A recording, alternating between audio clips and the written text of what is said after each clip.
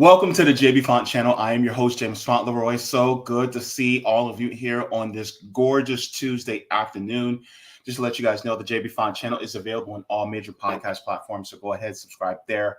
Also part of Revolutionary Blackout Network, so you can find me there on Sundays for the JB show and Thursdays for the Sabby and JB show as well. If you guys have not already, go ahead and give the stream a like, a share, and subscribe for all the deliciousness, because we have some stories to get to you, and as well as we like to encourage and inform on this channel. So thank you so very much for that. If you have not already, you guys can also go to my Substack at jaybefaunt.substack.com. This gives you email notifications so that whenever I go live, upload clips, or write any articles, you guys get it straight from the horse's mouth. So you guys have that right there. So thank you very much to everyone and all. All right, everybody. So, well, we're going to say hello to the people in the chat. We got some stories to cover today. There's a lot of stories happening over the week. Of course, a big, huge story that happened over the weekend. I spoke about it on RBN. So if you guys would like to, you guys can go to RBN for that one, for the JB show. But there's more further developments that are happening, and we got to talk about it. So we're going to get into it right now. If you guys have not already, please make sure also to take the poll. This poll is regarding our primary story about Donald Trump and his VP pick. So I just want to get into that as well. If you guys can take that poll, let me know what you think. It was Donald Trump picking this VP pick a smart move, or was it a dumb move? Is Donald Trump playing chess, 4D chess, or is he just playing simple checkers? So let me know what you guys think in there as well. Now we're going to go into the chat, say hellos, give our greetings, and then we'll get into our first story of the day. So we're going to start off with CBC voter coming in hot, saying happy Tuesday at JB, homie. Good to see you, CBC voter. Nice to have you in here as well. We have Arcane Eclectic says, let's look on the bright side. He could have picked Tom Scott or Marco Rubio. He could have picked the cream of wheat man, but he didn't. I'm sorry. Tim Scott looks like the cream of wheat man. I'm just saying. He looks like, or you know what?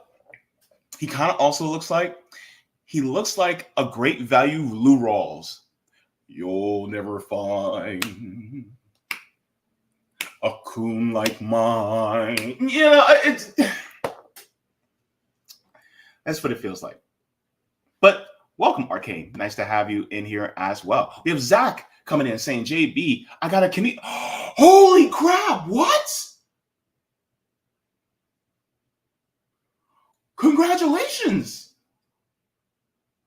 What? Everybody in the chat, clap it up for Zach. Oh my gosh. Congratulations, Zach. Oh man, this is beautiful news.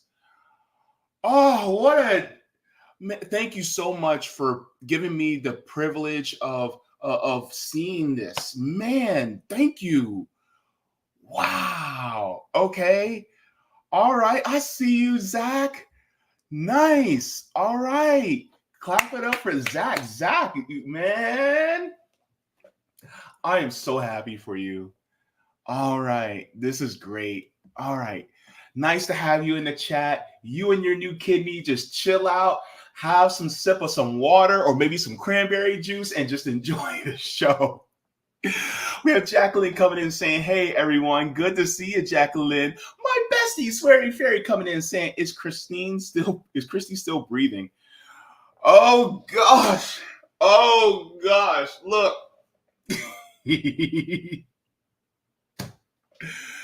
Christy, affectionately known as Krispy Kreme.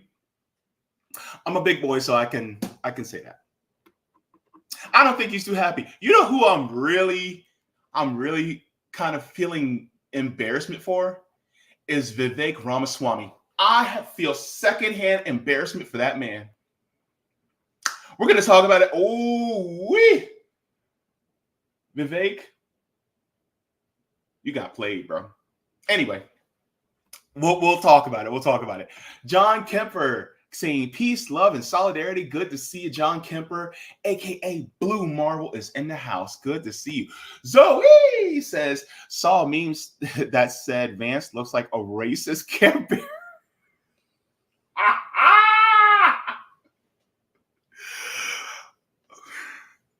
The Care Bear stare.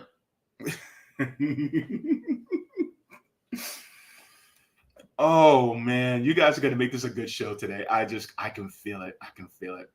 All right, we have Ohana saying Ohioans for JD Vance. Okay, nice to have you in the chat. Mary L. Sanders, good to see you in the chat as well. Nice to have you. All right, and yes, all the love back to you, Zach. Okay, we have Chris coming in. Good to see you, Chris, in the house. What? Nice to see you as well.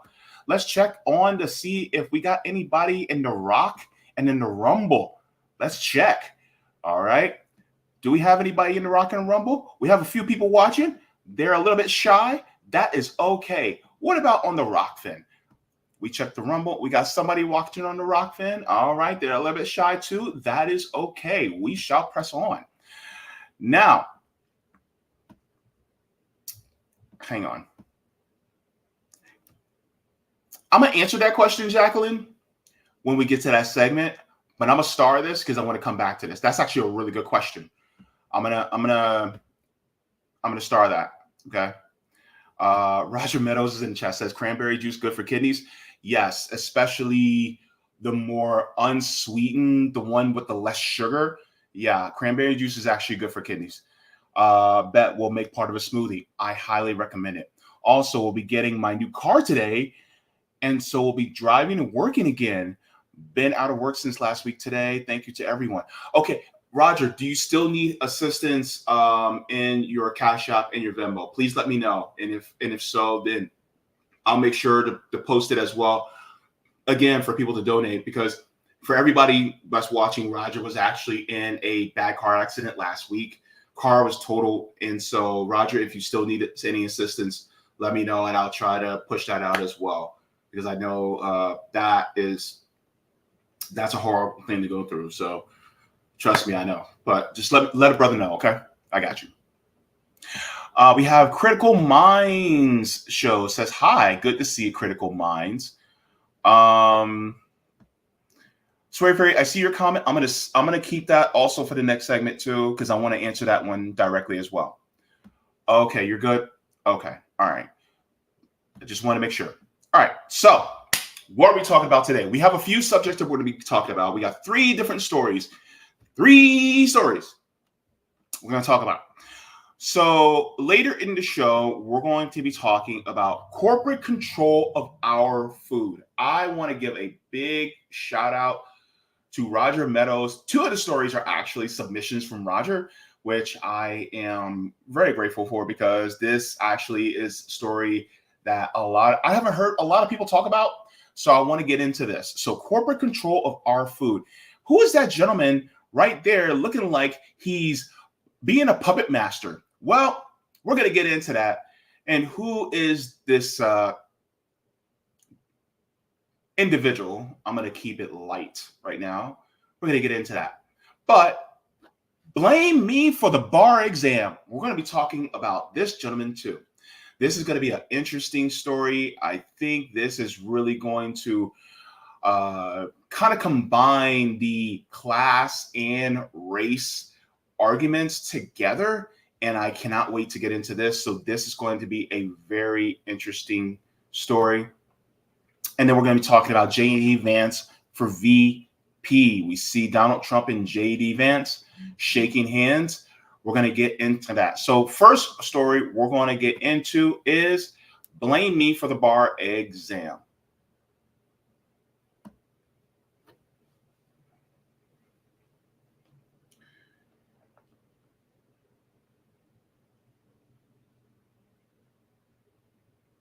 It goes without saying that being Black in America, there's a lot of different hurdles that you have to jump over. you have to work 10 times as hard to get half as far in this country. You can see it in many different sectors. Hell, you even see it in independent media. There's times where I'll see people like myself, Nico House, RBN, Savvy Sabs. I feel like they should be further along. If not myself, the rest of the Black content creators should be further along than what they are. And it's not because they're not doing the damn thing.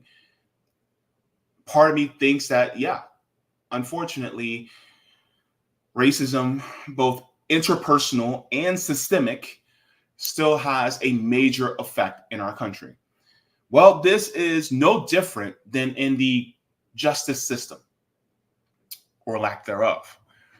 So there was a story that I came across speaking about the bar exam. So I want to go into this because there's one state actually that's getting rid of the bar exam for lawyers, and it's actually a good thing. So let's get into this. So I want to share my screen really fast, because this is going to be interesting. Let's get into it. Go just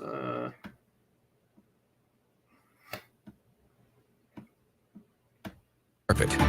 In tonight's Fact or Fiction, we're looking into a recent headline you may have seen.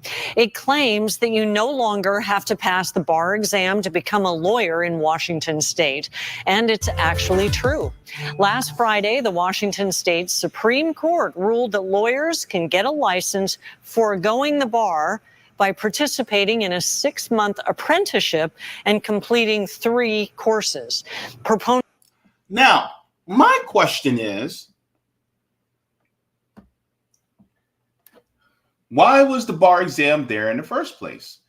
Because I was always under the impression that the bar has been there since the beginning, and the bar it's kind of like the real estate broker's test.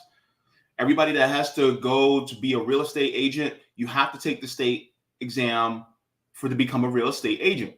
Well, I thought this was, to make sure that you are certified in being able to teach the law.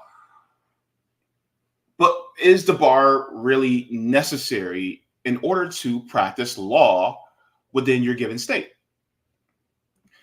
Well, she goes a little bit further. And yes, it has to do with race. Let's go.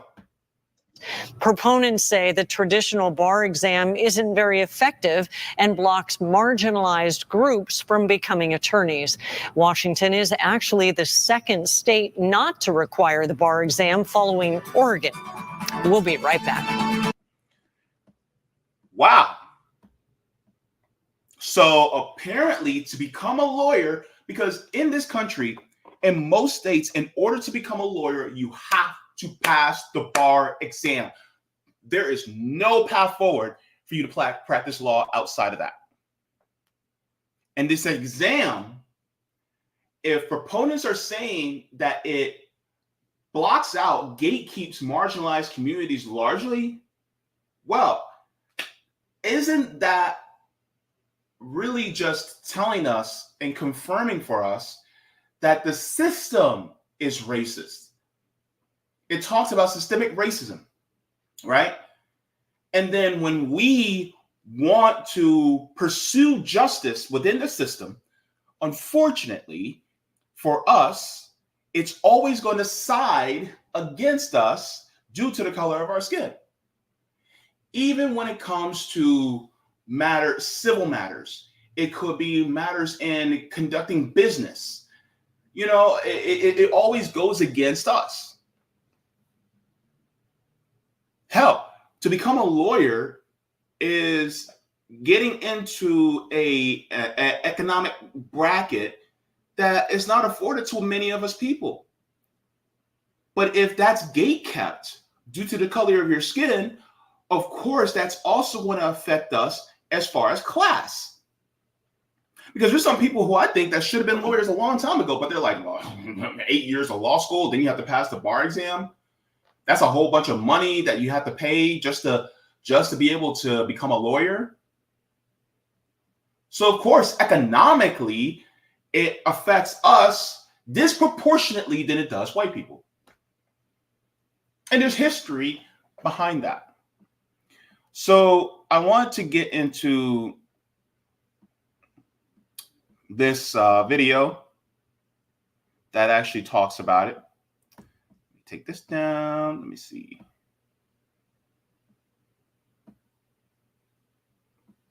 So this is going to be the history behind South Carolina's bar exam. And I'm going to talk about a particular gentleman. Now, this gentleman's name is Matthew Perry. Now, not the dude from Friends. This is a former judge. And he speaks about having to battle to become a lawyer in Jim Crow South. So let's get into this as well.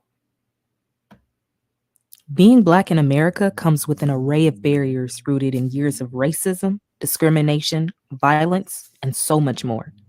School systems have attempted to withhold the true knowledge of Black history through institutionalized racism and blocking direct access to resources.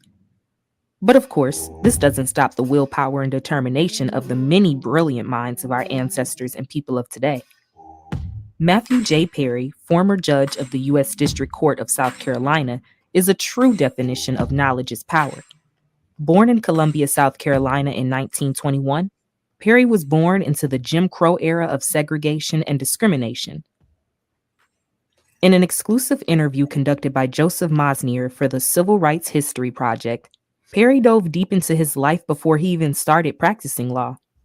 I was a student at South Carolina State College when the Japanese attacked Pearl Harbor.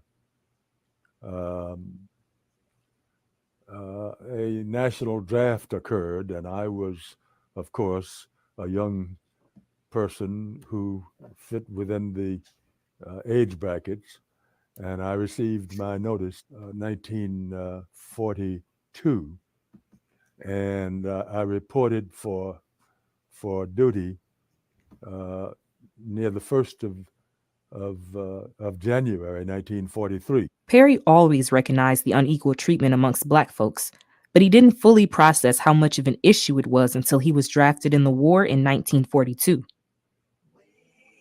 His firsthand experience with racism catapulted him into learning more about the law and studying several cases of his day. He recalls sitting in on 2 different trials in Columbia when he returned home from war. One being George Elmore, who was denied the right to vote in the Democratic primary election, which is a violation of the 15th Amendment. Elmore, who also happened to be represented by Thurgood Marshall, eventually went on to win this case. Then there was the case of John Ryden, who applied to enter law school at the University of South Carolina, an all-white university. He was denied entry, of course, because of his race, and so he sued the school. Also represented by Thurgood Marshall, Ryden eventually won his case, and as a result, the state decided to implement a law school at one of the Black institutions, South Carolina State College, formerly known as the Colored Normal Agricultural and Mechanical College at Orangeburg. The school hired faculty and a dean for law students to properly begin their studies, although they were greatly under-resourced compared to their white university counterparts. Now, hang on. They talk about greatly under-resourced. Well, why would they be greatly under-resourced? I thought it was all due to class.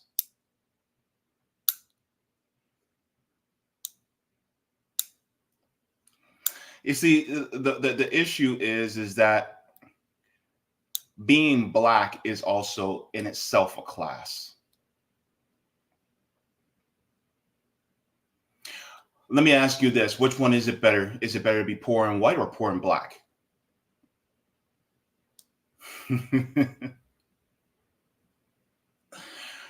Being Black is a class in itself when you think about it. And so when it comes to Black people who are trying to become lawyers. Well, of course, even then in law school, you're under-resourced, especially if it's a school that's predominantly Black, that's training people to get their JD.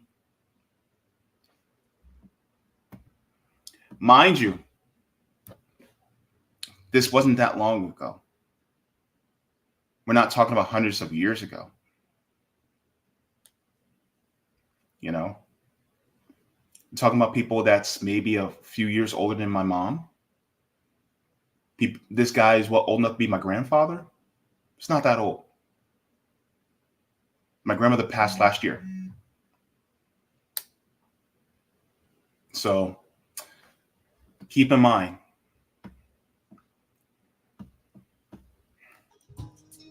This case in particular became the turning point in Matthew Perry's quest for purpose in finding his career. The racial practices that I had become increasingly aware of weighed with me. Could I enter some field or study some field that might better equip me to understand what I was looking at, to understand the reasoning for it, and to perhaps, along with others, try to find some solutions to them. Venturing into And some of those solutions involve learning things like critical race theory, which is taught in law schools, in order to be able to circumvent the racial prejudice that has been implanted into, baked in really into our justice system. So when people talk about, oh my God, critical race theory, CRT is going to ruin us all, that's BS. Because to be able to weave through and to counteract the systemic racism within our system, that's why it exists, especially in law schools, so that people like former Judge Perry, as well as many Black lawyers especially, can be able to get true justice for people who are marginalized. And I would like to add that weaving through this justice system and building case law and precedents and, and piercing through the systemic racism that's in our justice system will also in turn indirectly benefit white people too. Because if they do it to us, that means they're going to do it to you too. As we have seen with many other different things, especially in the criminal justice system. So ultimately, everyone benefits. Let's continue.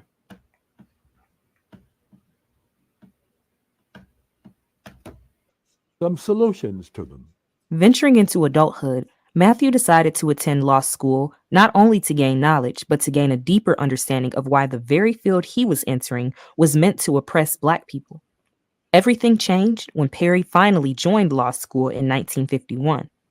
If you had graduated from a law school in South Carolina, you didn't have to take the state bar examination. You were admitted under what became popularly known as the diploma privilege. Now, when the law school at South Carolina State was created, the officials decided, well, look, we've got to do something about this diploma privilege, and so they persuaded the legislature to enact a law requiring the passing of the bar examination by all law school graduates. Perry goes on to say that he jokes with law students and tells them to blame him for having to take the bar exam. So let's get into this too, because a lot of times people will say, well, it affects all law students. So therefore it's white and Black. So how would that be racist? Well, if you have a school of law students and the law students in that school that are predominantly Black are under-resourced, that means that they're not going to get as adequate of an education as the ones that are predominantly white. Therefore, if they're not getting as adequate of an education, that means that they are actually going to be disadvantaged and less likely to pass the bar exam because they're not going to be as prepared. They're not going to be as educated as their white counterparts because of the under resources that are given. It's the same thing that happens even in households that are, or neighborhoods that are black as compared to our white. A lot of times there is a disparity. The disparity is very unequal. The disparity tends to be, well, white neighborhoods tend to be more better resourced than black neighborhoods. Now, this is not all 100% absolute because there are very poor white neighborhoods as well. But at the same time, you see the disparity in as far as the percentage of white people that are more affluent versus the percentage of black people that are more affluent. So I think this is one of the pieces that a lot of people do not think about. A lot of people miss. And then on top of it, why do black people celebrate when another black person becomes a lawyer? Because we're under resourced, because we just don't have it. When a black judge, appears, it's like, oh my God, a black judge, And typically, in order to be able to become a lawyer, that's money that you have to, either student loans or you're privileged to be able to get a scholarship. And then a lot of times you have to be privileged enough to go to a well-resourced school. So guess what? That means that you have to come from means. How many judges out there, how many lawyers out there that are black that have come from poor neighborhoods, that have come from the hood, that actually made it out? You know what I'm saying? It's not just a diversity of skin color, it's also a diversity of class. Not very diverse a lot of times. A legislator wrote to his colleague that the requirement would bar Negroes and some undesirable whites from practicing in the state. Undesirable whites. Undesirable whites? If they do it to us, they're going to do it to you too. See what I mean?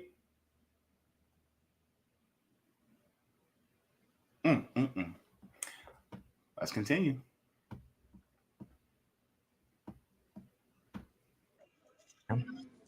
A legislator wrote to his colleague that the requirement would bar Negroes and some undesirable whites from practicing in the state, according to Dr. William Hine, who taught history at SC State for decades. The low number of black graduates who passed the test after studying in an underfunded school with a scant library proved him correct. History, of course, will support my assertion that it was not an equal facility. In fact, Thurgood Marshall referred to it as a Jim Crow dump. Matthew Perry was the only student to pass the bar in his graduating class. He went on to Spartanburg to practice law for the next 10 years and develop his career. After his return to Columbia in the early 1960s, Perry discovered that although he had the education and experience, as a young black man in the South, he was overlooked in many regards, so he decided to open up his own law office. It took Perry years to build a solid clientele, especially considering he lost his first few cases to a clearly racist judge who wouldn't even allow Perry to present his case before finding the person guilty. Perry then learned how to draft a notice of appeal over the decision, and it reached the Supreme Court. Perry finally won his case and got the decision reversed. From then on, word began to spread of Matthew Perry, and as the years went on, his clientele began to grow even more. He went on not only to fight cases on behalf of civil rights protesters and in the name of segregation, but he even became South Carolina's first Black U.S. District Court judge in 1979 and went on to serve for more than 25 years. 1979. 1979 was 45 years ago. 45. I'm 40.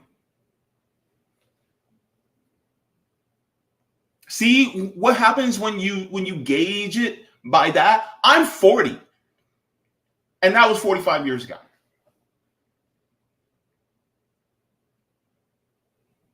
So it's not that long. I know I look great for 40, but still, right? 45 years ago?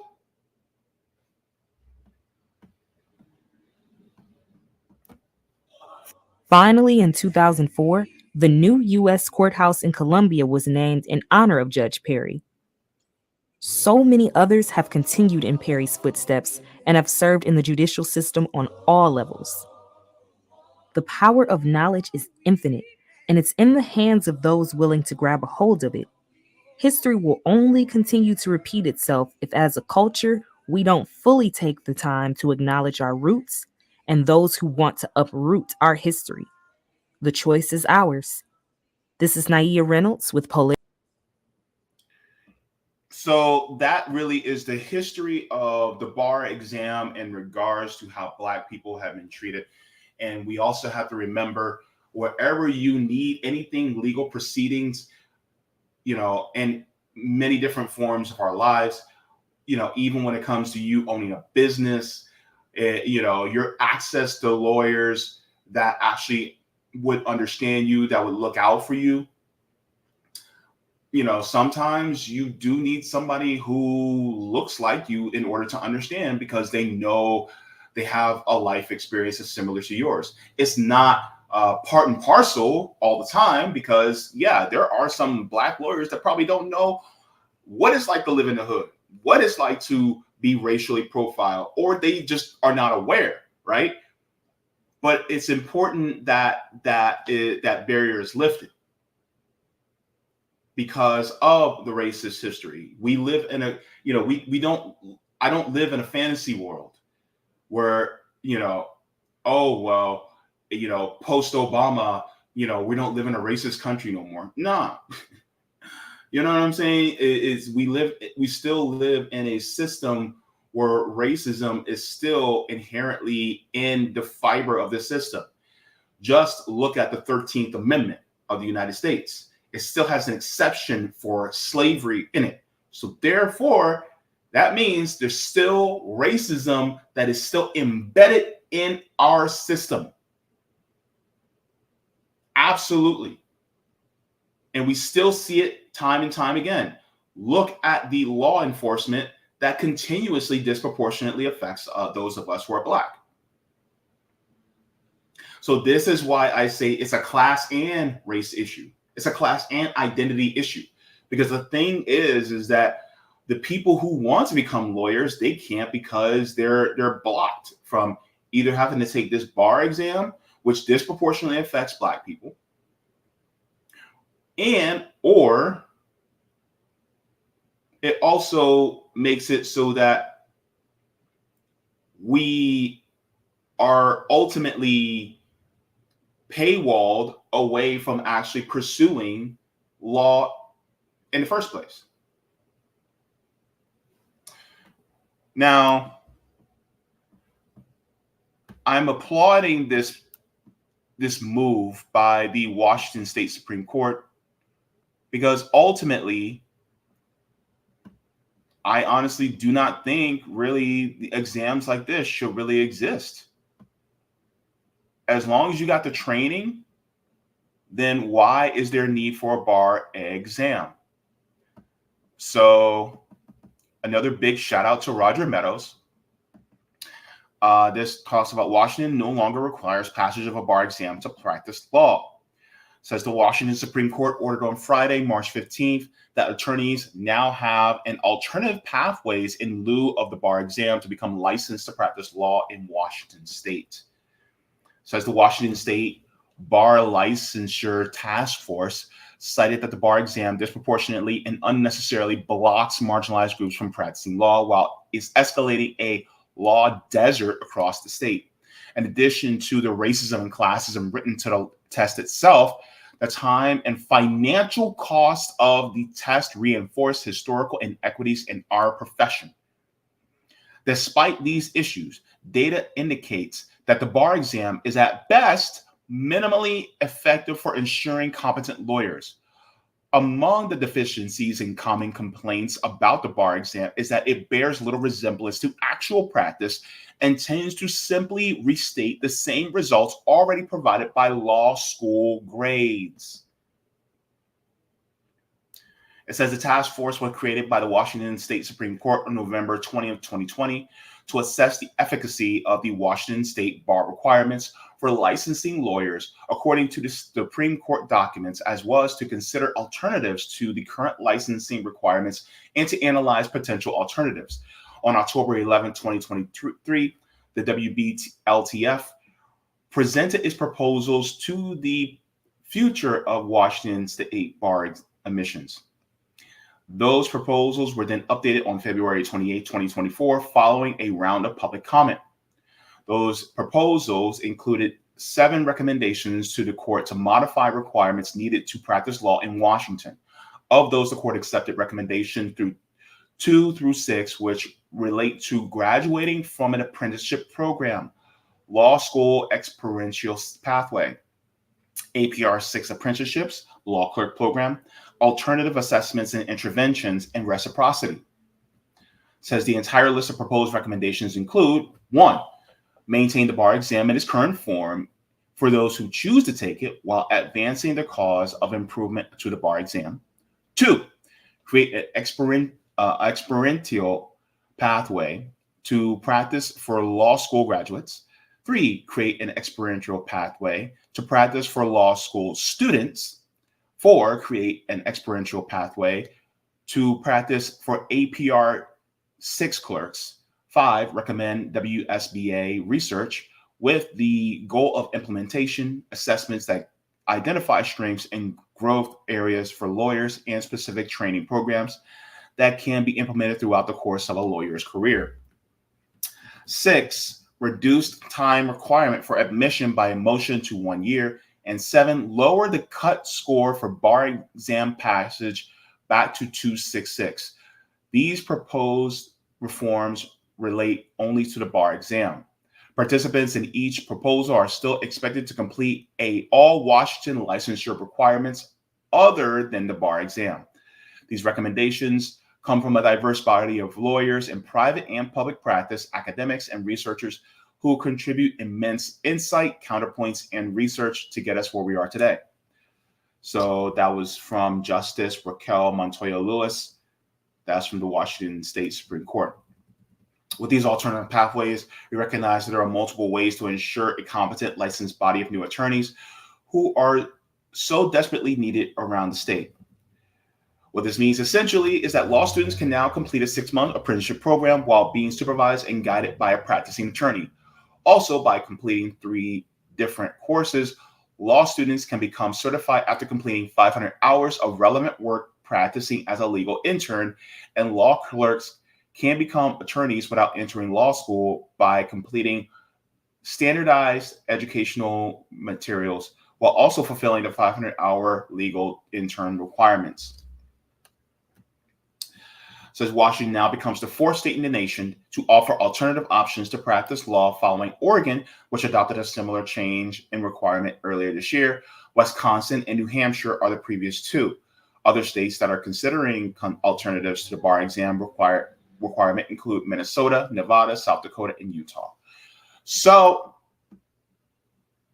this is a good thing because now there is many different pathways for people to practice law.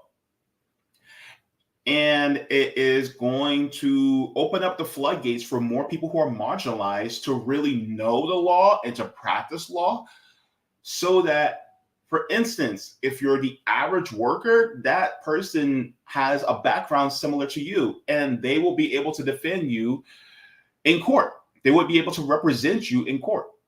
And then this can also in turn lead to judges that also have the same background as you. They don't come from some upper echelon of society pedigree. And so therefore, they're actually able to judge more fairly when it comes to workers and average people. I say it's a good thing.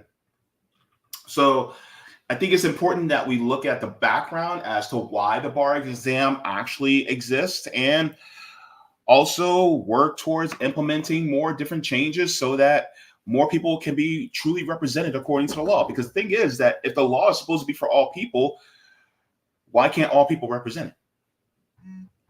Why can't all people practice it equally and equitably?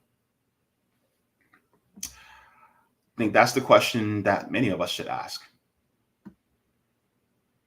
Go ahead and give the stream a like.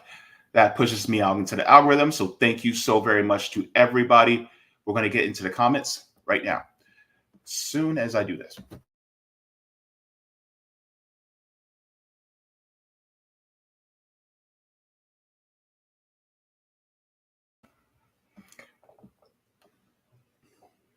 That ginger is strong. Woo! All right. So let me check the Rockfin. Okay, we got comments on Rockfin. And then we will get into, I'm going to check Rumble too, just to see if I have any Rumble rants. All right. So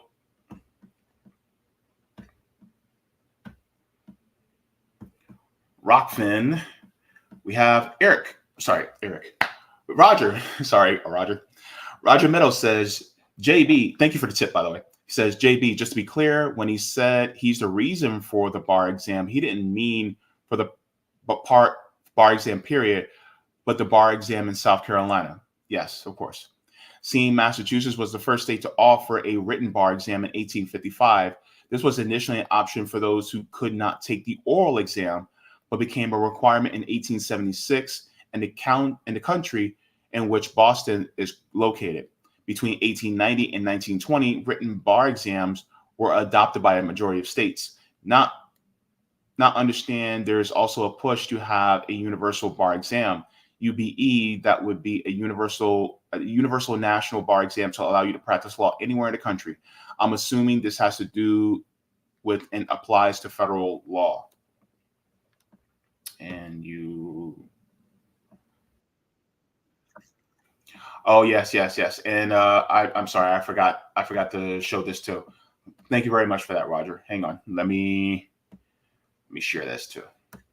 Thank you very much for that. What you need to know about the uniform bar exam. This is only less than 2 minutes, so. Let's talk about the UBE.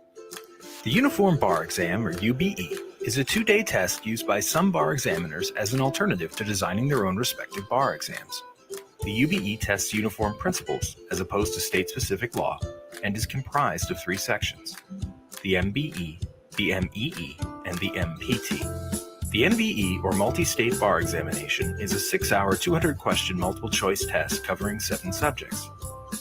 The MBE counts for 50% of your overall UBE score and is graded by the National Conference of Bar Examiners. The MEE, or Multi-State Essay Examination, is a 3-hour, 6-question essay test covering a wide range of subjects. Some questions may include issues from more than one topic, and the areas covered will vary from exam to exam. The MEE is graded by your jurisdiction and accounts for 30% of your total UBE score. The MPT, or Multi-State Performance Test, measures an applicant's ability to perform basic lawyering skills. Applicants are given a fictitious case file and assignment, such as writing a memorandum, as well as a library of statutes and case law, and are expected to extract and synthesize the relevant facts and legal principles. You must complete 2 MPTs, 90 minutes each, in the UBE. The MPT is graded by your jurisdiction and accounts for the remaining 20% of your UBE score. The UBE is graded on a 400-point scale. Each jurisdiction has their own minimum passing score. Your score on the UBE is portable and can be transferred to other jurisdictions, provided it exceeds the minimum score for that state. However, okay, so from what it looks like here is that I don't see anything for Florida. So this tells me that this may not apply in Florida, where I'm from.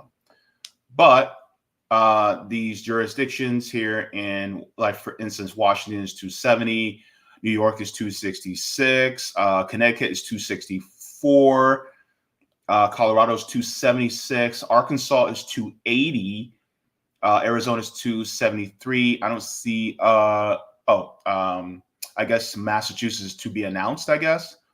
And so let me see. Where's Hawaii? I don't see Hawaii on here. Hawaii might not be included though. But from what we can see is, these are some of the states that actually accept the UBE grading. But I mean, a universal exam to, cover the entire country, I think would be cool. I mean, because I would want to have a lawyer that's licensed in different states. And plus, if I have a lawyer, I kind of want to have a lawyer to be able to represent me, wherever I am in the country. It kind of sounds weird, but I would want, to have a lawyer that can follow me wherever I go in a way, because, to me, lawyer is almost like a doctor. That person knows you and that person has a good working relationship with you, then you would want that lawyer to be able to represent you. And especially now that we have a system where you can pretty much, Zoom call your way into things. You can literally have a lawyer Zoom call, into the courtroom anyway. So, I mean, if a lawyer can have jurisdiction in, all 50 states, including the District of Columbia, I would say that's actually pretty cool. So, yeah. However, some jurisdictions do require additional state-specific components for licensing. If you'd like more information about the UBE, head to our website at themisbar.com. Okay. Well, thank you very much for that, Roger. Appreciate it.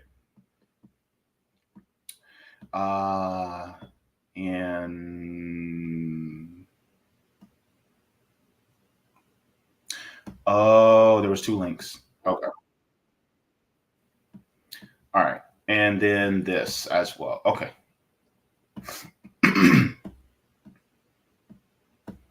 And so this is also important too, to which states have adopted the uniform bar exam. So here we're going to talk about which states have adopted the uniform bar exam. And as you can see on the screen here, we have a map that shows which states have adopted the uniform bar exam. There are actually, as of today, 36 states that have adopted the uniform bar. The uniform bar exam was invented in 2011, and it was first, I shouldn't say it was invented then, but it was first administered in 2011. And since then, it's grown wildly in popularity, especially since New York announced that it would be administering the bar exam in 2016. After New York made that decision, a lot of states followed suit because a lot of states like to copy what New York does. And so now there are a total of 36 jurisdictions that have adopted the UBE or that have announced that it will soon be administering the UBE. You can also see that the uniform bar exam is more popular with the Western states rather than the Eastern states. So most states on the west side of the United States have adopted the uniform bar exam, and states on the east side, a lot of them have kind of kept their own state bar exams for now, although we have seen more of them turn to UBE states or at least strongly consider the uniform bar exam. So we expect that the number will increase even further in future years. all right. So thank you so very much for that. Okay, so we're going on to the rest of the chat. Oh, let me check Rockfin, see if I have any Rumble rants. I never get Rumble rants though, so it's let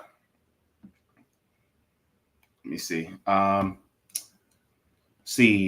Troglodyte says, hello people, JB is looking sharp today. Thank you so very much from Troglodyte. Appreciate it. All right, so let's go to the rest of the chat really quick. Let me see. Chris C says, hey, JB, hope all is well as always. Nice topic, especially about the bar exam history. Can confirm, especially with my background. Interesting. Wow. Okay.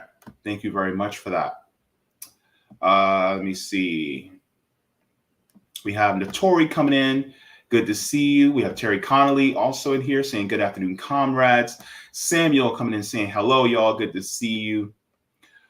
Jacqueline says legal aid barristers in the UK are paid an absolute pittance. Yeah, honestly, you know, when it comes to things like doctors and lawyers, I think lawyers should be paid well, especially for representing people. At the same time, I think that lawyers, at the very least,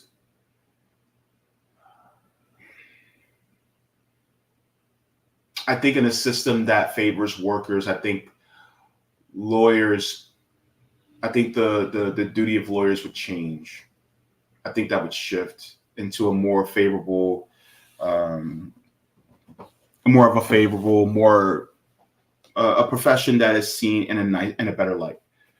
You know, because if you have lawyers that represent workers, they are seen in a more favorable light versus one that represents corporations. You know, like there's no love for corporate lawyers because their duty is to defend the corporation. I think we'll have more lawyers that are more worker centric, and I think that will be a great thing. But the system needs to change itself in order for that to happen. Chris C says the algorithm has its own prejudice to JB, especially with the way it's programmed and designed. Y'all should be getting massive presence, especially with the factual reporting. Unfortunately, you know, algorithms as well are built by people who also have prejudices, and so that's just how it goes. Ghost Nest, good to see you. I also in the chat saying interesting. Thank you.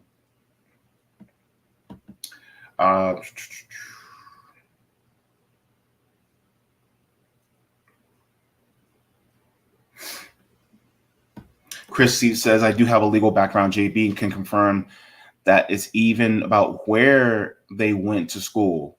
There's some who graduate to HBCUs near the top of class. Big name firms won't hire them, which is bad. So you mean to tell me that if I went to Howard University, or if I went to Morehouse, and then I try to go to a law school, or if I did go to a law school, and then the law firm finds out that I went to Howard, or if they find out that I went to Morehouse, they're less likely to hire me. It's not surprising. It's just still sad. You know? Man. It's just crazy.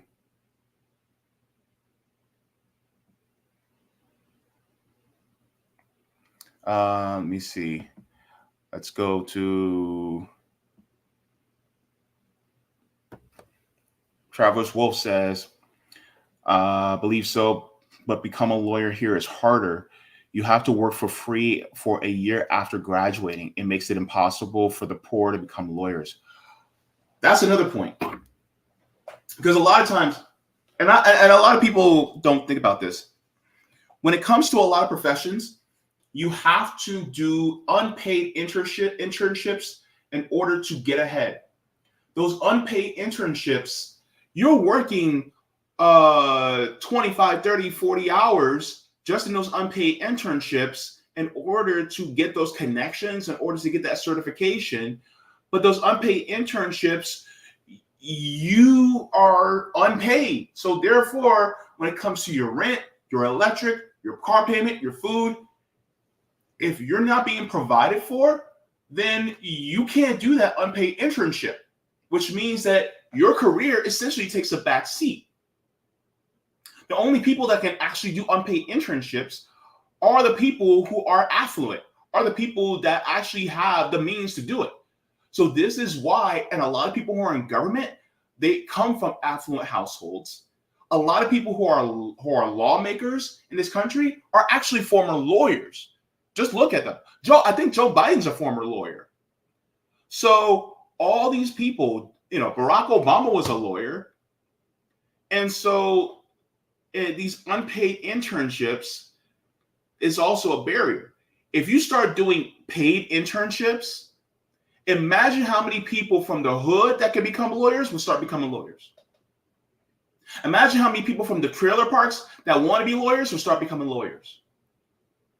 I can't tell you how many times I have seen where dudes in prison, they get access to law books, and next thing you know, they're able to defend themselves and even defend other inmates, and then get their sentences reduced or get them out of prison because they got access to the actual information, and they were able to learn it, and they were actually able to pass. They'd be able to pass the bar. So when it comes to giving people access to the knowledge, the problem is that it's always gate kept. That's the problem. It's gate kept. And what have we seen in the history of this country? They actually gate kept us from reading. Reading. You don't think that trend still doesn't happen? It may still happen at higher levels, but it still happens. So yeah, thank you very much for that, Traveler's Wolf. That's a really good point to bring out.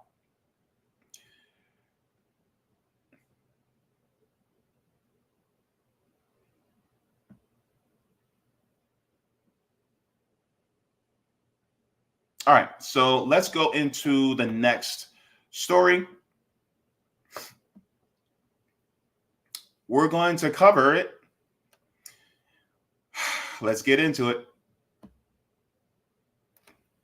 JD Vance for VP?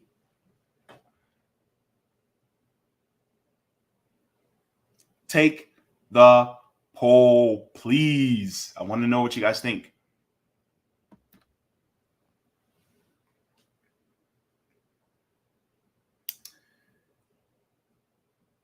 There's a lot that happened over the weekend. One of the things that happened was a major event where Donald Trump was shot in the ear. Well, really, a bullet grazed his ear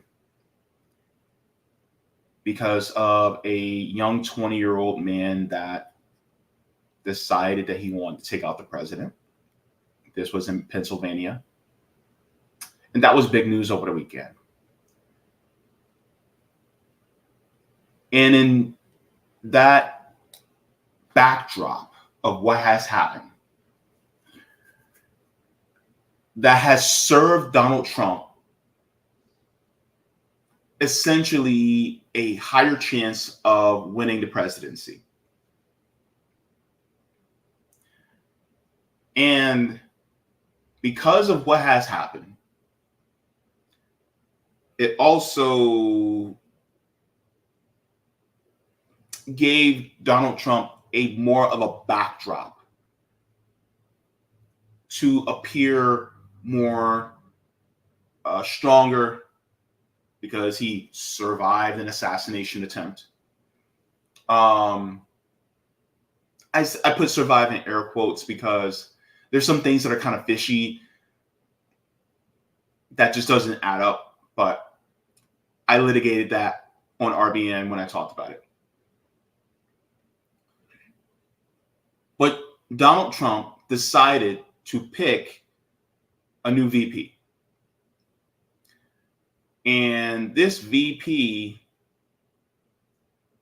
seems like someone who is gung-ho about being a MAGA supporter. But JD Vance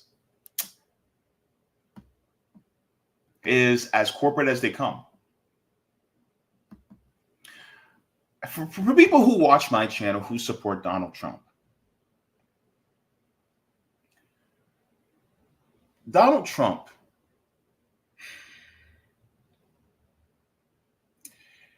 he's got y'all fooled.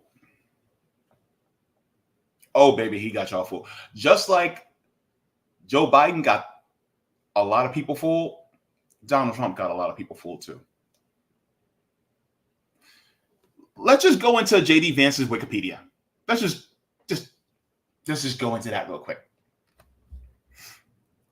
So it says James David Vance, born James Donald Bowman. He had a name change. So he has a birthday coming up. So he's 39. 39 years old. looking like he's been doing some hard living. Says is an American author, venture capitalist, politician, lawyer, and former United States Marine serving as the junior United States Senator from Ohio. A member of the Republican Party, he is the party's nominee for vice president in the 2024 election. He is the first millennial vice presidential candidate and the first to have served in the Marine Corps. He was born in Middletown, Ohio. Vance served in the Marine Corps and attended Ohio State University, graduating in 2009. He graduated from Yale Law School in 2013.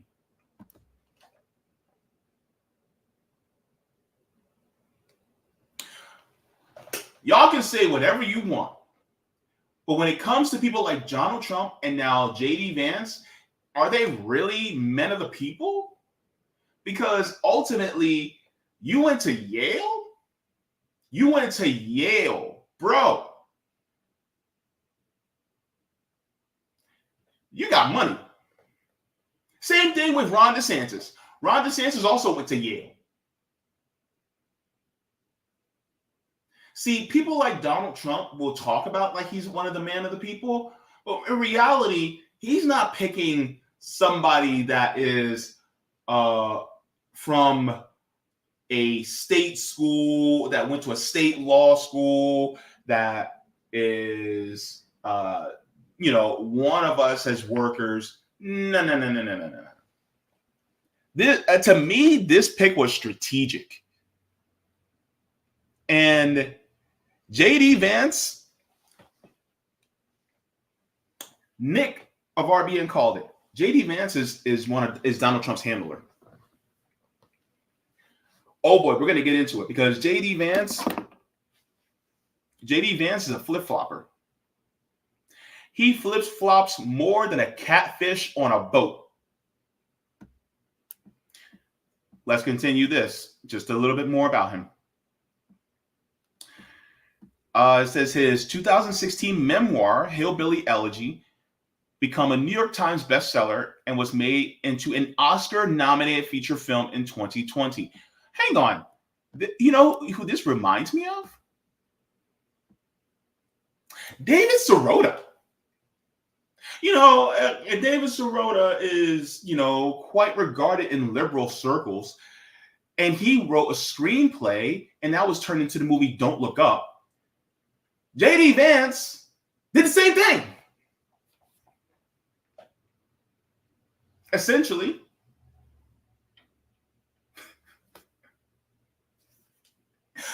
We don't want the elites. Your dude just picked an elite. This is so sick. Jeez Louise, the duopoly is idiotic. All right, so it says it describes his upbringing in the Rust Belt, poverty, drug addiction, and Appalachian culture. It attracted significant press attention during the 2016 United States presidential election. Vance defeated Democratic nominee Tim Ryan in the 2022 United States election in Ohio. I forgot about Tim Ryan. It says initially opposed to Trump's candidacy in 2016 election. Vance has since become a strong supporter of Donald Trump. On July 15, 2024, Trump officially nominated Vance as his running mate at the Republican National Convention. So that little part right there that talked about he was a critic of Trump, well, that's an understatement. So what I'm going to do is I'm just going to go to Nick because Nick gives a quick breakdown of J.D. Vance. And yeah, it's going to be really interesting. Let's see here. Oh, first of all, let me share this because I want to share this really quick first. There was a video that I wanted to show. Oh, I know what it's at. You guys are gonna. This is cringe. Oh, this is so cringe. Let me share this with y'all. You guys are going to be like, what? This is JD Vance? Yep. This is Donald Trump's nominee. Hold on, wait. Let's go. Are you a racist?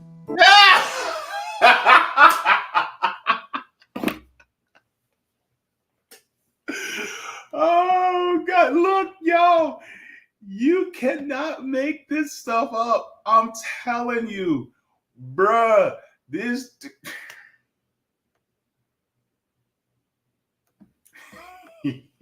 Wait. This sounds like something off of a skit off Chappelle's show. Are you a racist? Do you hate Mexicans? The media calls us racist for wanting to build Trump's wall.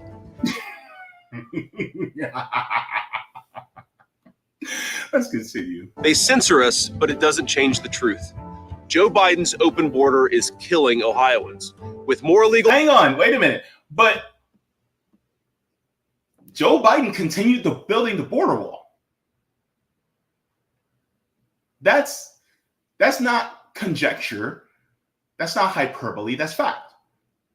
And in fact, wasn't it the Cato Institute that actually said that Joe Biden was actually deporting more people than Donald Trump? So he already is lying to you already. If you're a conservative and if you are planning to vote for Trump, this is the guy that Trump picked. And he's already lying to you already. This was back in 2022. Or are you a racist? I hit dog will holla. Let's go. More illegal drugs and more Democrat voters pouring into this country. This issue is personal. I nearly lost my mother to the poison coming across our border. No child should grow up an orphan. I'm JD Vance, and I approve this message because whatever they call us, we will put America first. Okay. He says he's America first. That's what he says. Oh boy. Not exactly. So let me share this. Nick knocked it out of the park. Let's go into who JD Vance is. And then we'll break it down. Ohio Senator J.D. Vance, only one day as the GOP vice presidential nominee, floated the idea of bombing Iran.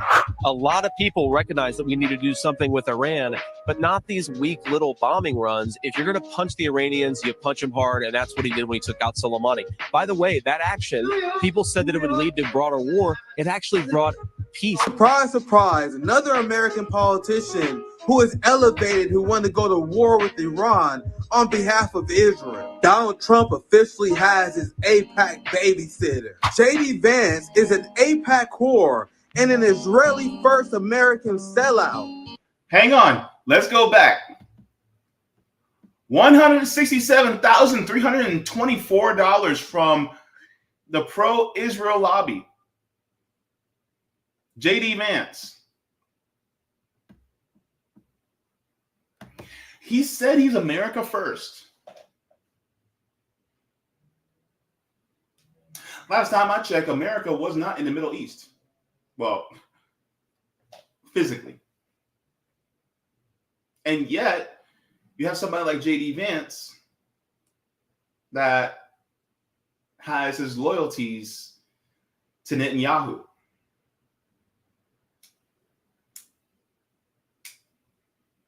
Why was J.D. Vance picked again?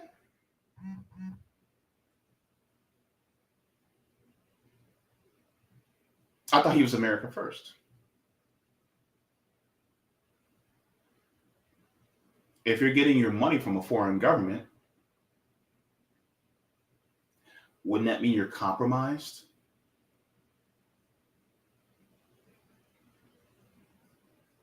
Doesn't Donald Trump also get money from the Israel lobby? Ooh. Just like Joe Biden?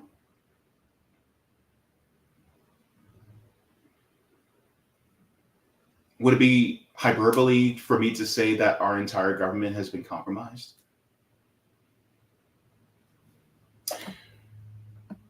Let's continue. Take it away, Nick. So, of course, Donald Trump would select him as his vice president. The Make Israel Great Again movement strikes again. J.D. Vance is a capitalist. J.D. Vance doesn't believe that the American people deserve health care. J.D. Vance doesn't believe the American people deserve free higher education. But J.D. Vance believes the American taxpayer should subsidize Israeli defense so Israel can provide free health care and free education for their people. Isn't it Hang on. So he doesn't believe in education, free healthcare for us, but he's cool with it going to people in another country.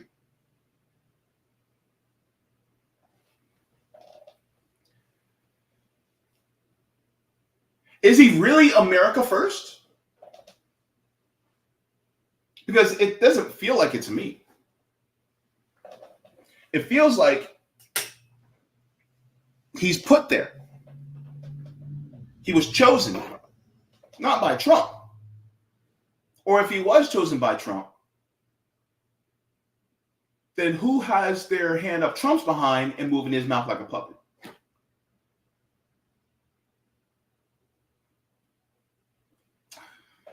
Boy. Wake up, people. interesting how Republicans like J.D. Vance is in favor of free health care for the Israelis, but not the American people? J.D. Vance became a senator because he was propped up by Zionist billionaires. Peter Thiel was his largest donor and the person who personally lobbied him to Trump. Peter Thiel has an AI company that took many military contracts to help the United States and the Israeli military with targeting. This AI is what Israel used in order to target Palestinians for their indiscriminate slaughter. Peter Thiel has directly financially benefited from genocide and will make a fortune in a potential war with Iran. Peter Thiel props up J.D. Vance to incite genocidal rhetoric towards the Palestinians and promote war with Iran that will greatly benefit Peter Thiel and his company. So I want to make this abundantly clear. If you are conservative and you're sick and tired of these multi-billion-dollar corporations always shafting the American people, well then why in the world are you for somebody like Trump who picked J.D. Vance, really who is a puppet of the military-industrial complex? If you're a conservative, why are you allowing this puppet of the military-industrial complex to infiltrate the government?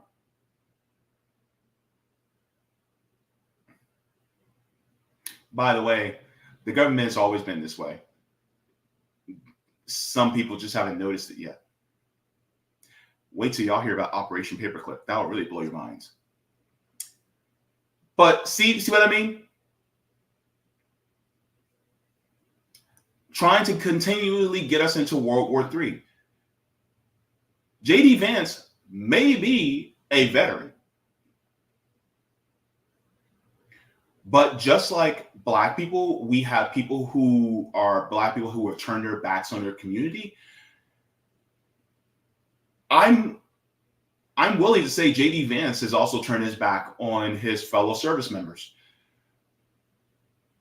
because a fellow service member would not be pushing to go to war, especially with countries like Iran, in order to put more money in the pockets of the military-industrial complex. Because ultimately, the best support you can give to our troops is to make sure that they do not have to be cannon fodder for another war. But that's who J.D. Vance is. You think we're not going to have a war hawk in office? Oh, baby. My sweet summer child. That's who he is. Let's continue. Finish this up. This is Donald Trump strengthening the swamp and once again selling out the American people to Zionist traitors.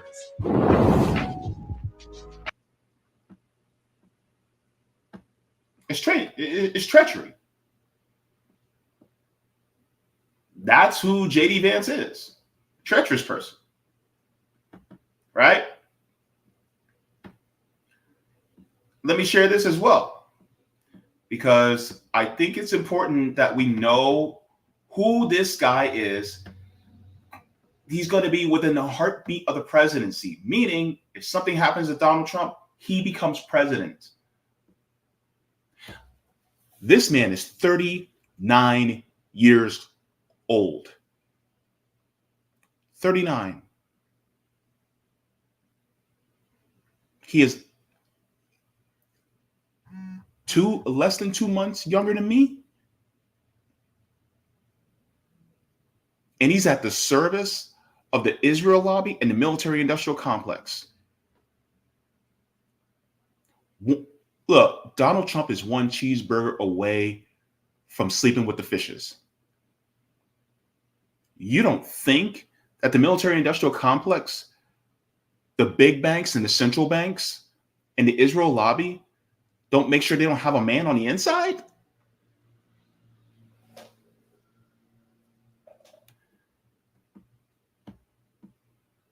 Let's take a look here. This is JD Vance. This is who Donald Trump picked.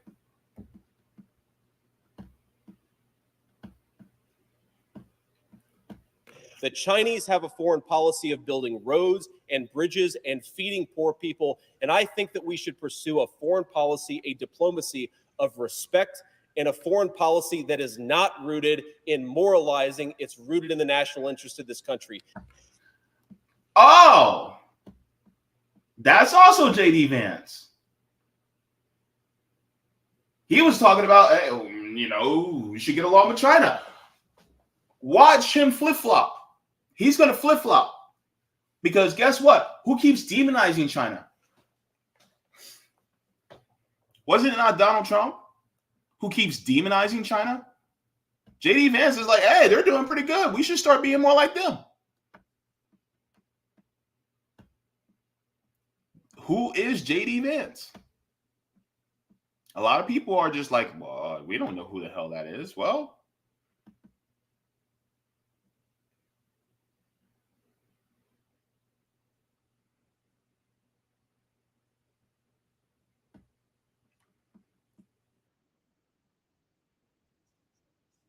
let's go here. So I already went over with you guys a little bit. Here's a little bit more about JD Vance as well. He is the junior senator from Ohio with only 2 years in government. But JD Vance is one of former President Trump's biggest defenders. I want to help Donald Trump get elected because it's really important that he become the next president. In the Senate, How can we defend Ukraine's borders when we're not even defending our own American border? and on the campaign trail. So the question is, are we going to send America First fighters to Washington, D.C.? He's one of the leading voices of Trump's MAGA America First movement, not holding back and pushing the former president's agenda. Republicans, we need to govern like we won the majority the American people gave us, not like a bunch of cowards. But that hasn't always been the case. This was Vance in 2016. Right. I'm a never Trump guy. I never liked him. He was deeply critical of Trump then. But here's Vance just 6 years later. The president is right. I wasn't always nice, but the simple fact is he's the best president of my lifetime, and he revealed the corruption in this country like nobody else. Running for Senate in 2022 in Ohio as an extremely pro-Trump candidate. I was wrong about Donald Trump. I didn't think he was going to be a good president, Brett. He was a great president. Vance shot to fame as the author of Hillbilly Elegy, a memoir about his upbringing in a poor, hard-hit part of Ohio. He then enlisted in the Marines, went to Yale Law School and to venture capital, and then to the Senate, his first role in government. On the major issues, Vance has said he would support a national ban on abortion after 15 weeks, but is for exceptions, including for rape and the life of the mother. On immigration, Vance has called for finishing Trump's southern border wall And on the issue of the 2020 presidential election, then Senate candidate Vance suggested he would have supported fraudulent slates of pro-Trump electors. If I had been vice president, I would have told the states like Pennsylvania, Georgia, and so many others that we needed to have multiple slates of electors, and I think the U.S. Congress should have fought over it from there. That is now the father of two, just 39 years old, after not even a full 2 years in government, is set to step onto the biggest political stage in the world.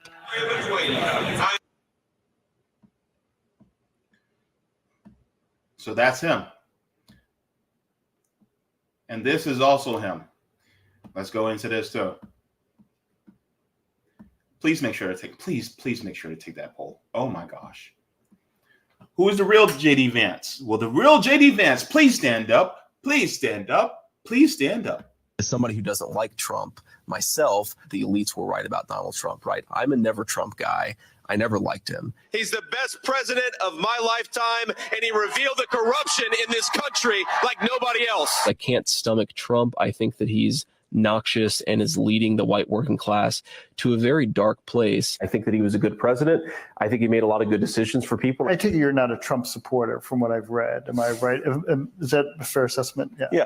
I didn't vote for Trump. All around, he was a great president. I'm 37 years old. Certainly the best president of my lifetime. As somebody who doesn't like Trump, myself, the elites were right about Donald Trump, right? I'm a never Trump guy.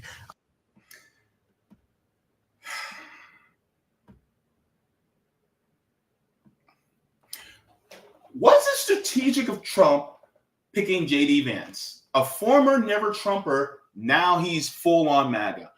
Was this smart? Or was this 4D chess? Or is Trump playing checkers?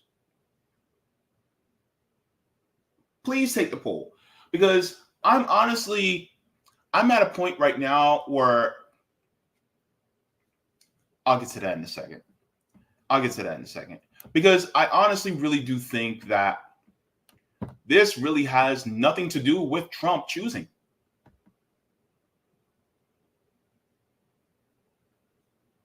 I'm going to show you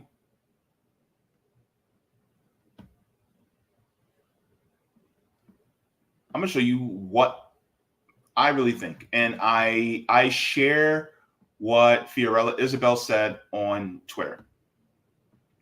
Fiorella Isabel said Trump's anti-establishment, but somehow billionaire funded, I got to be careful with this word, Zionist CIA beloved VP who opportunistically had a change of heart from anti-Trump to MAGA.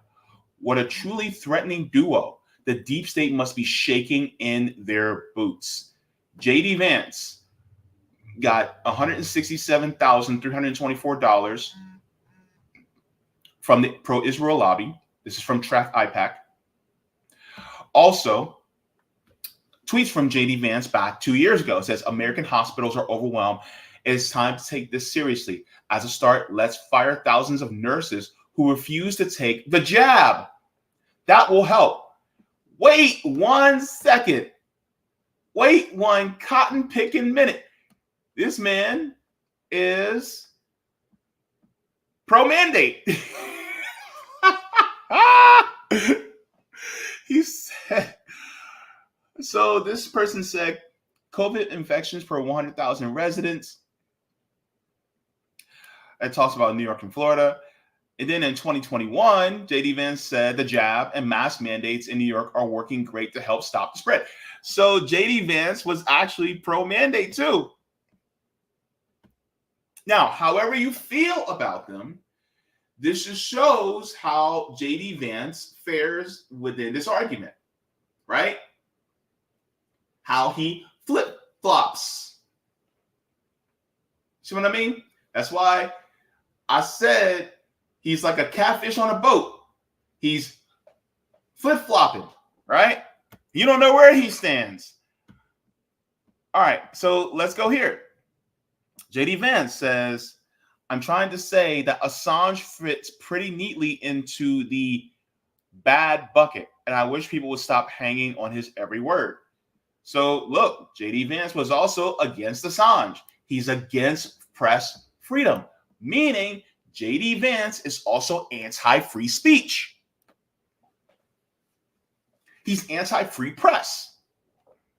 That's who J.D. Vance is. This is the man that's going to be a heartbeat away from the presidency if Donald Trump wins. J.D. Vance, to me, is no better than Kamala Harris. And then one more. Opinion, Barack Obama and me. J.D. Vance is also a lawyer, went to Yale Law School. So therefore, is there really much difference between J.D. Vance and Barack Obama?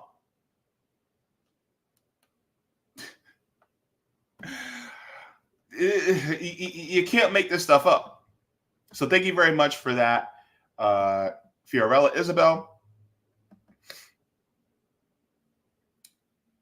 And I just want to share this as well, too, because J.D. Vance is not for workers. Never has been, never will be. Now, if you are a white working class person, you need to know who this person that Donald Trump picked is. Donald Trump shows that he's not for you guys. So shout out to Status Quo for this. Says in a stunning exchange, National Travel and Safety Board chair told J.D. Vance Norfolk Southern not only ignored repeated warnings from owners of toxic vinyl chloride rail cars that it was unnecessary to detonate 5 cars over East Palestine, Norfolk hid this from Governor Mike DeWine and EP Fire Chief before detonation. So this is J.D. Vance speaking with Norfolk Southern. I won't ask you to speak to motivations here, but when you have an unnecessary, uncontrolled burn that poisoned a lot of people, that then led to rapid transit of train traffic, a lot of people, including me, are wondering, did they do this not because it was necessary, but because it allowed them to move traffic and freight more quickly? And if so, that is an extraordinary thing that I think requires a lot of further work from this committee and from others. But we will stop there because I see my time is up. Thank you, Chair Hamady. May I add something to that? Please. Senator, it's even, I would say the factual information in our docket shows that oxyvinyls was on scene and providing information to Norfolk Southern and their contractors on the 4th, 5th, and 6th. They informed them that they believed polymerization was not occurring and there was no justification to do a vet and burn. Rightfully, Norfolk Southern's contractors said, ruled out hot tapping and transloading because it would have been a potential safety issue for their employees. But there was another option: let it cool down. It was cooling down. We know for a fact that when that pressure relief device went off, that it had to have been above 185 degrees.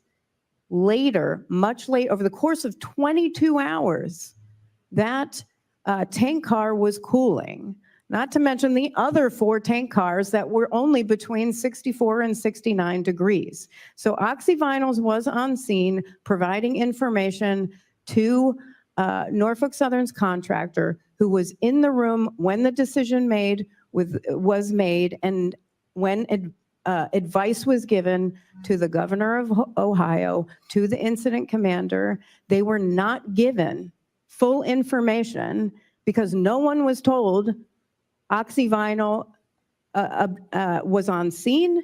They were left out of the room. The incident commander didn't even know they existed. Neither did the governor. So they were provided incomplete information to make a decision. Yes, go ahead, Senator Vance. Oh, your mic. My line of questioning, I just want to be clear here, is not a criticism of the incident commander or of the governor. I think it's a criticism of the people on the ground who provided inadequate information. And provided inadequate information, I think, to the great detriment of the community on the ground. This is extraordinary work by your team, but this is a really, really troubling set of circumstances.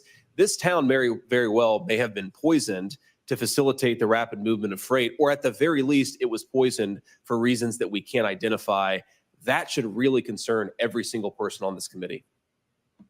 Okay, so that was him speaking to that person testifying. I won't. And then this is from Jordan Sheraton. Says JD Vance was directly told by NTSB chair that Norfolk Southern intentionally and unnecessarily chemically nuked East Palestine, Western Pennsylvania, permanently sickening thousands, and acknowledged that Norfolk Southern poisoned East Palestine to open train tracks quicker, and didn't call for criminal charges. My thing is that, yes, that is correct. My thing is, if you knowingly poison a town full of people and didn't call for criminal charges, why? Why did you not?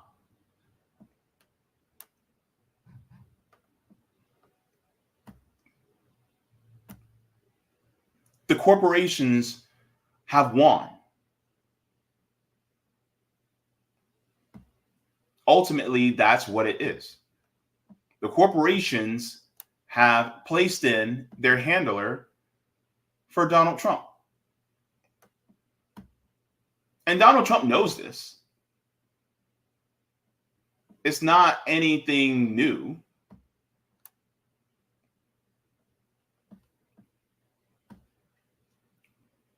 The deep state got a guy in.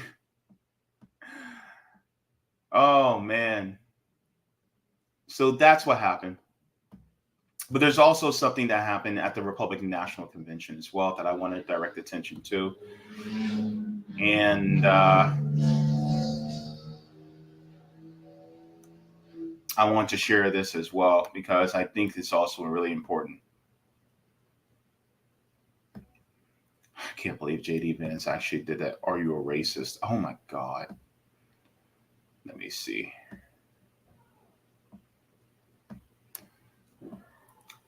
Let's go into this too.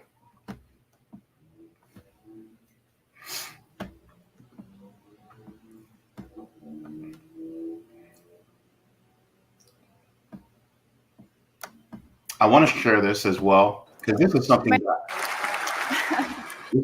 that I wasn't expecting. Amber Rose at the RNC convention. This was interesting. I did not have this on my bingo card. Let's go. My name is Amber Rose. I'm a model and entrepreneur. Thank you. Hang on. Kanye's ex-girlfriend? What's Kanye's ex-girlfriend doing there? Okay. Jesus. But most importantly, I'm a mother. My whole world revolves around providing for my children, keeping them safe, and giving them an opportunity for a better life. That's something that unites all American parents, whether we're Republicans, Democrats, conservatives, or liberals. We all want a better country for our children.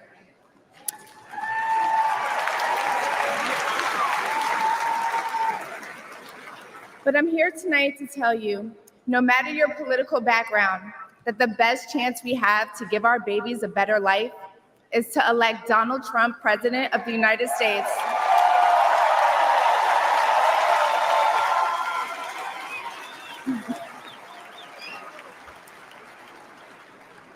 Now, you may be wondering why I'm up here telling you this. I'm no politician and I don't want to be, but I do care about the truth. And the truth is that the media has lied to us about Donald Trump.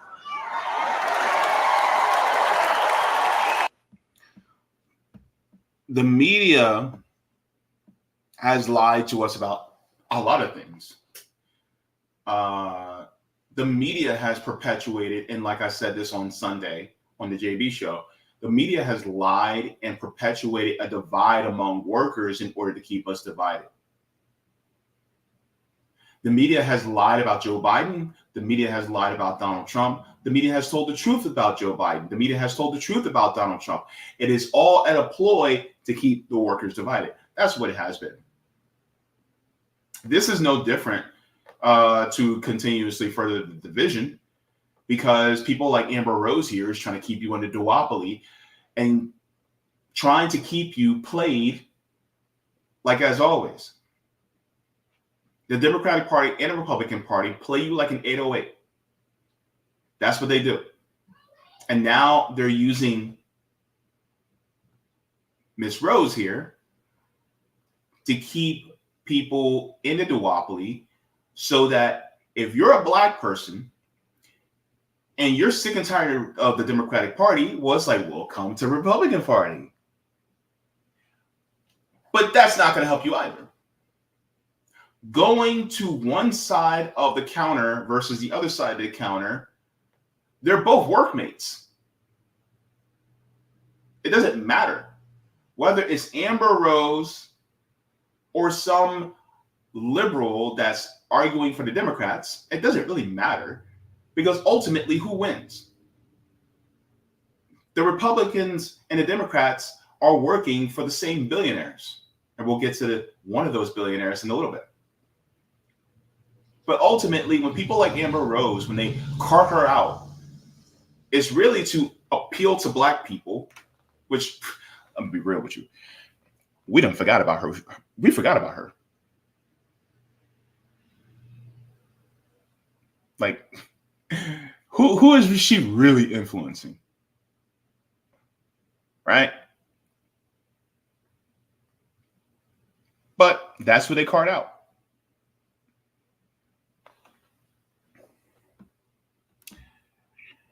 I guess we see why she was with Kanye.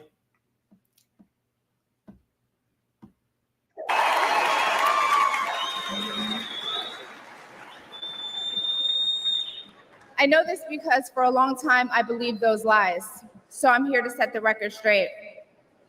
The first person I knew who supported Donald Trump was my father. I was shocked. My entire family is racially diverse. And I believed the left-wing propaganda that Donald Trump was a racist. My father said, "No, he's not, Amber. What are you talking about?" And when I insisted, he said, "Prove it." So, oh, that's easy. That is that's so easy. Oh my goodness. First of all, let's go to the Central Park 5. That was that. Girl, I can do that right off the top of my head. What are you talking about? Right? And then on top of it, making sure that black people aren't able to become to rent within their apartment buildings. Look, just because they take pictures with rappers, just because they hang out with black people, doesn't mean that they're not racist. You know how many racist people are actually married to black people? You know how many racist white people are actually have black kids? Oh, come on, Amber. Really? Donald Trump is just as racist as Joe Biden.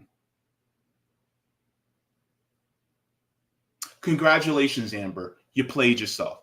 Actually, no. This is actually not her playing herself. This is actually her getting money. This is Amber Rose coming into the same industry as Candace Owens.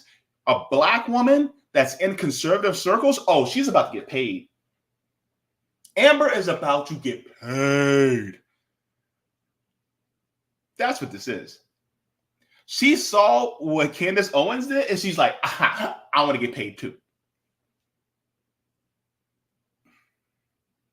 That's what this is. Payday. The grift be grifting. That's what you see what this is. We all can see it, baby. Come on now. I tell you, man, this is crazy. Oh my gosh. This is no, oh, Jesus. So to prove my father wrong, I did my research and looked into all things Donald Trump. Mm-hmm. People have to do their research. I watched all. That is also true. But some areas that you go to can also be skewed in one way or another. Especially when it comes to corporate media. And like I said, like I said on Sunday, what happened on Saturday at the Donald Trump rally is also the fault of corporate media, both conservative corporate media and liberal corporate media. They all bear responsibility. So if you're constantly looking at conservative corporate media or their outlets in order to form your opinion, well, of course you're going to look at Donald Trump and say, oh, well, there's all these things you're saying about him isn't true at all. It's the same thing if you look at corporate liberal media. Oh, well, everything you're saying about Joe Biden isn't true at all. When in reality, both of those are two sides of the same coin, and they're constantly lying to you. So guess what? Conservative media is going to tell you all these positive things about J.D. Vance. And then liberal corporate media is going to tell you all the negative things about J.D. Vance, when in reality, you should not be looking at it from a liberal and conservative lens. You have to look at it from a worker lens versus the parasite class lens. The workers versus parasite class, you need to look at it from there. And who is the people that are propping up people like J.D. Vance? Who's people that are propping up the Republican and Democratic parties? It is the parasite class. This is why you need to leave both parties. Because whether they're going to cart out somebody like, whether they cart out somebody like a Taraji P. Henson or an Amber Rose, they're both doing the same thing. Taraji is being used by the Democratic Party. Amber Rose is being used by the Republican Party. Why? Because they're trying to court black people now. But in the end, who wins? It's the corporations. J.D. Vance don't care about you. Kamala Harris don't care about you. Donald Trump don't care about you. Joe Biden don't care about you. The Democrats don't care about you. The Republicans don't care about you. If that was the case, your material conditions would have gotten better under either party, but it doesn't happen. So when it comes to looking at people like J.D. Vance, who was picked by Donald Trump, you got to remember, nobody won but the corporate masters. That's who won. And this is why the system needs to change. Because they'll keep putting corporatists and people who are against the workers in your face. They are playing in your face. If you're a conservative and if you're trying to vote for Trump, baby, you got played. You got played big time. Join the rest of us workers. We're on the other side waiting for you.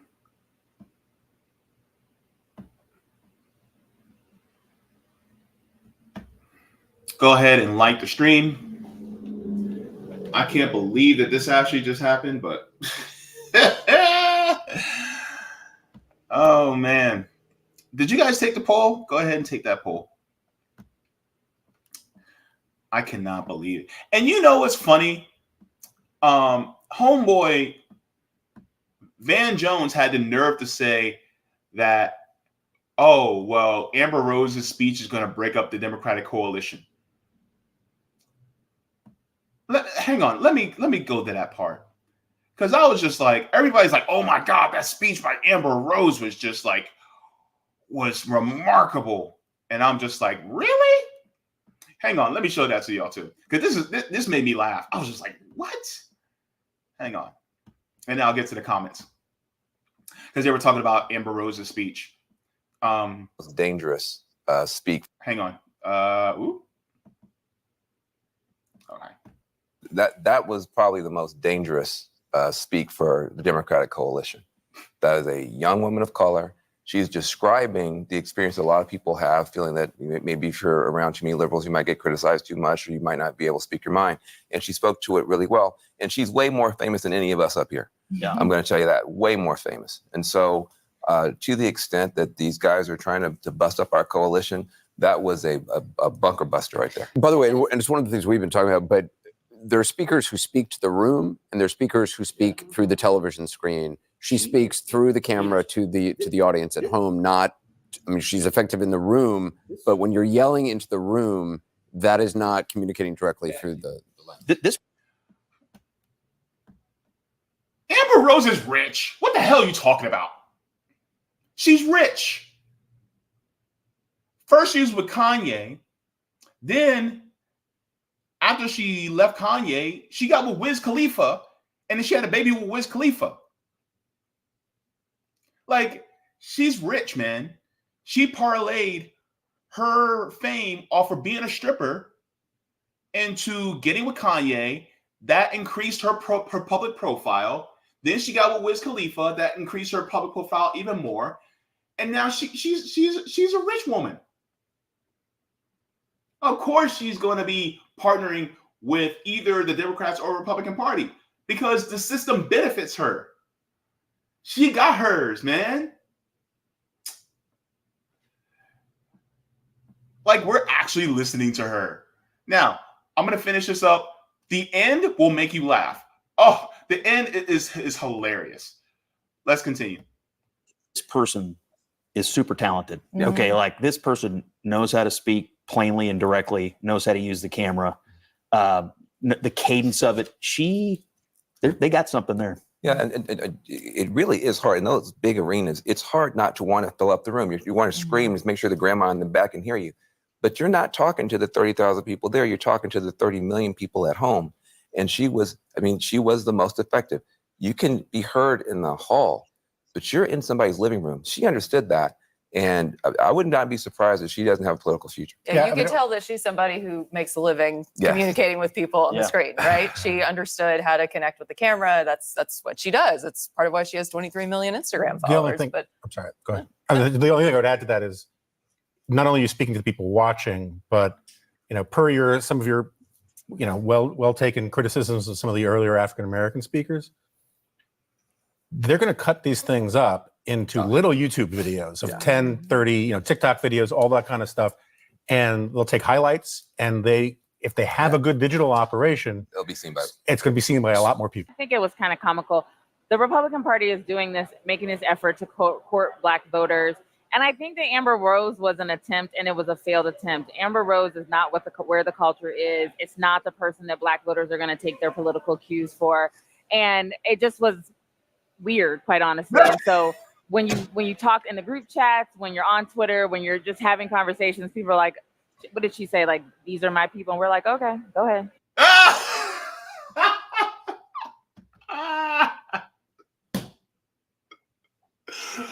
We like, all right, get your bag, go off, sis. Like, they're like, oh my God, Amber Rose, she's so good. We'll worry. A lot of people are like, Kanye's ex-girl? What? Like, come on now. Let's go to the chat. That was hilarious. I just wanted to show y'all that because that was just funny. Black woman was like, what the hell y'all talking about? All right, let's get into this. Oh man, I want to know what y'all think too. Please make sure to take that poll. Okay, so Roger Meadows, thank you very much for this. Roger says, Chris C and JB, all the more reason to establish our own business institutions, firms, supply chains, but make the majority Black worker co-ops, partnering with other co-ops, forming co-op supply chains called multi-stakeholder cooperatives, where different types of co-ops come together. We get educated just so we can play in masses' house. Nah, we do it ourselves because those days are over. This is also a really good point, is the workers actually coming together to own collectively, not exploit one another. And so this is very important. Black people, if you're watching and if you really want to get into business, and the thing is that a lot of times people go, well, being a worker, you're not an entrepreneur. Being a worker owner is also being an entrepreneur. So if you are also for entrepreneurship, then co-own the business with your fellow workers. and then let it be operated in a democratic fashion so that you all come up together. It's not one person over everybody else, right? And so that's the point that Roger's making, which I agree with. So look, if you want to have a black business, have a black business, but make it a worker co-op. Don't do what these parasites do. These parasites that want to lord it over you and make it so that only one person or a couple people stay at the top and everybody else is at the bottom. Nah, you want to bring up the black community? All right, let's bring everybody up together. Let's make it into a co-op. If you're really about the culture, if you're really about making a life for all black people so that we can all come up, then all right, let's stop using the tools of the master that exploits us, and let's start doing something more collectively. Let's go back to where our ancestors and how they did things. That's the point. And yes, Roger's right. I agree. Let's continue.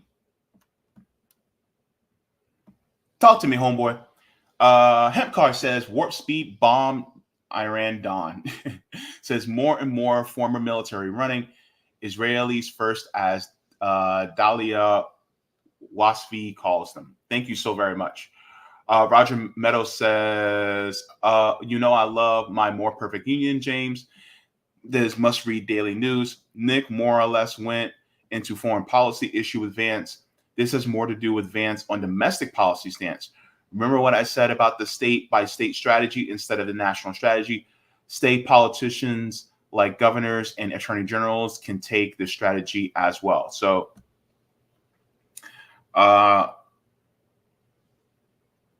okay. So, oh, Lord. I was avoid doing this because Brian Tyler Cohen, but Roger, you dragged him into this. Okay, all right. I'll get into that video in a second after I finish reading this. He said this strategy as well, just like, for instance, state attorney generals are getting together to go after the Sackler family for the opioid crisis. Well, they could also do the same thing here. Find out all states, northern and southern, runs through. Find out all the states that Norfolk Southern run through, coordinate with other states to start removing their corporate charter and passing a law that would hand over ownership to the workers, making them worker co-ops. He said, however you decide, black people don't give your vote away without a demand.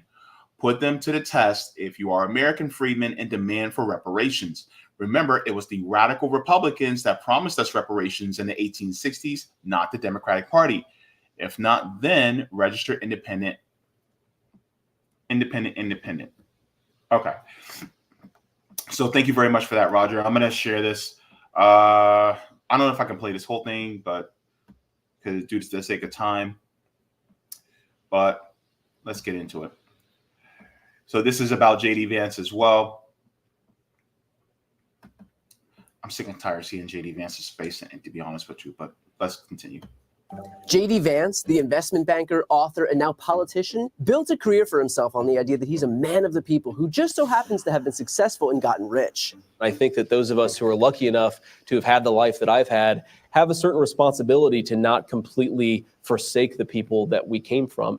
His 2016 memoir, Hillbilly Elegy, was heralded for shining light on the unheard white working class of Ohio. His investment firms focus on the areas underserved by traditional venture capital, and the mainstream media put him on TV for years as an expert on the working class. And he does talk about the problems working Ohioans face. The opioid addiction is arguably the worst public health crisis that has existed in this country for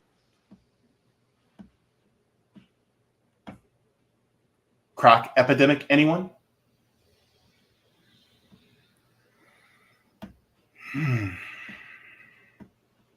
30 or 40 years. Gasoline, food, used cars. If you're paying more for energy, everything's getting more expensive. The elites in the ruling class of this country are robbing us blind. But now that he's running for office, what would a Senator JD Vance actually mean for working Ohioans? We can tell by looking at how Vance got to this point. It's a story of comically evil billionaires, the people responsible for the opioid epidemic, and even killer robots. For my next collaboration with the classroom team at More Perfect Union, make sure to subscribe to them too, we looked into what side J.D. Vance is actually on, the working class world he came from, or the elite Silicon Valley billionaire world he moved up into. The elites in the ruling class of this country are robbing us blind. Vance's donors, past work, investments, and the personal beliefs he admits to out loud make it clear. Vance is using the working class narrative as a way to enrich himself and the powerful people supporting him, all at the cost of the people he says he's helping, like you. This reminds me of Joe Biden. Joe Biden always regarded himself as this plain-speaking working class hero, right? JD, man, sounds like just another Joe Biden. I guarantee you this. And tell me I'm wrong. Tell me I'm wrong. If Joe Biden was a Republican, Donald Trump would have chose him as vice president back in 2016.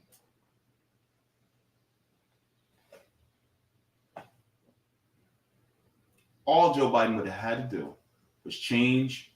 He would, instead of having a D next to his name, if he had an R, Joe Biden would have been the vice president for Donald Trump, or vice versa, because they're cut from the same cloth. J.D. Vance reminds me of Joe Biden. This is... Let's dig in. Part of J.D. Vance's story is how he managed to rise to elite spaces from an upbringing in working-class Kentucky and Ohio. His mother struggled with addiction, and he was raised by his grandparents. For the most part, by his grandmother, Mama. Did I pronounce that correctly? That's right. But he joined the Marines and got into Yale Law School, and today he is very, very rich. He owns millions of dollars of assets and brings in a venture capital salary 10 times that of the average Ohioan. And that's just the cash salary, not including his investment gains. A lot of that is thanks to a 2011 lecture that Vance calls the most significant moment of my time at Yale Law School. The speaker, Peter Thiel, Silicon Valley billionaire of PayPal Mafia fame. Look at any big tech company and Thiel's fingerprints are probably on it. I met a guy who was a venture capitalist, Peter Thiel, in Silicon Valley when I was at law school, and one thing led to another, and I found myself in Silicon Valley working for him. One thing led to another? What the hell? Yada, yada, yada. Then I got rich.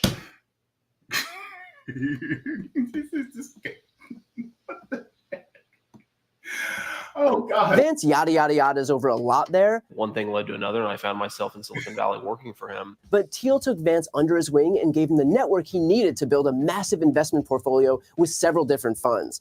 Thiel was one of the first people to read early drafts of Vance's memoir and even blurbed the book. The first person I asked for a blurb is this guy, Peter Thiel, who I was working for at the time. And he was an investor in Silicon Valley and remains sort of involved in a lot of the projects that I'm working on. And Thiel is still taking care of JD. He was an early supporter of Vance's Senate campaign, pouring millions of dollars into a pro-Vance super PAC before Vance even announced his campaign. In fact, Thiel has donated more to Vance than anyone has ever donated to a single Senate race. So when people talk about, oh my God, the Silicon Valley billionaires, especially with conservatives like, oh my God, the Silicon Valley billionaires, they're the ones who are making things harder for us here in America.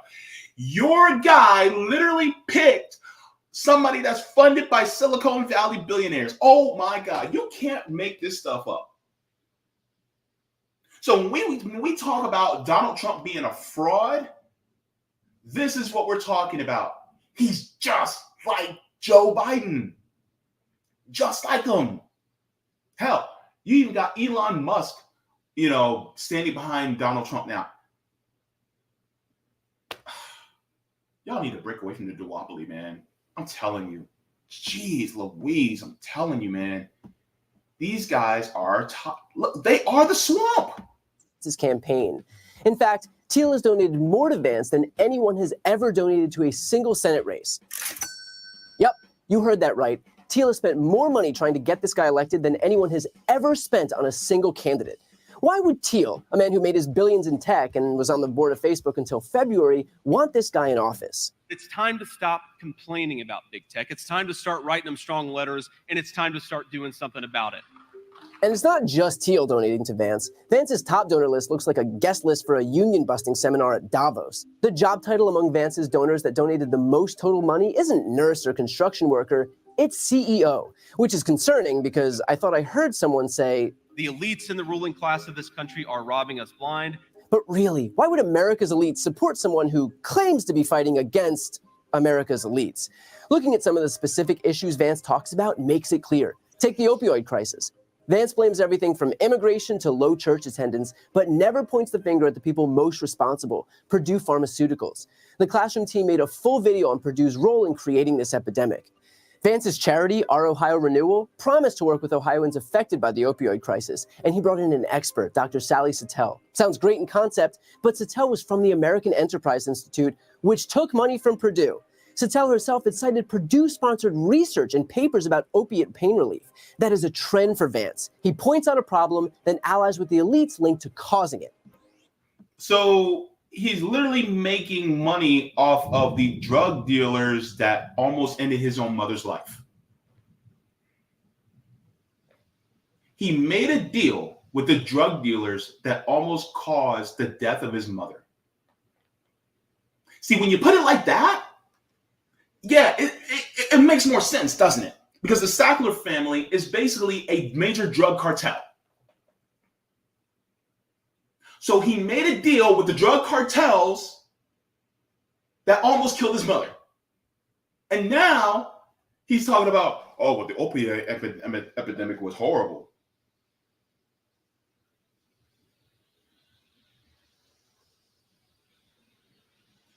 That's your man? That's your guy now?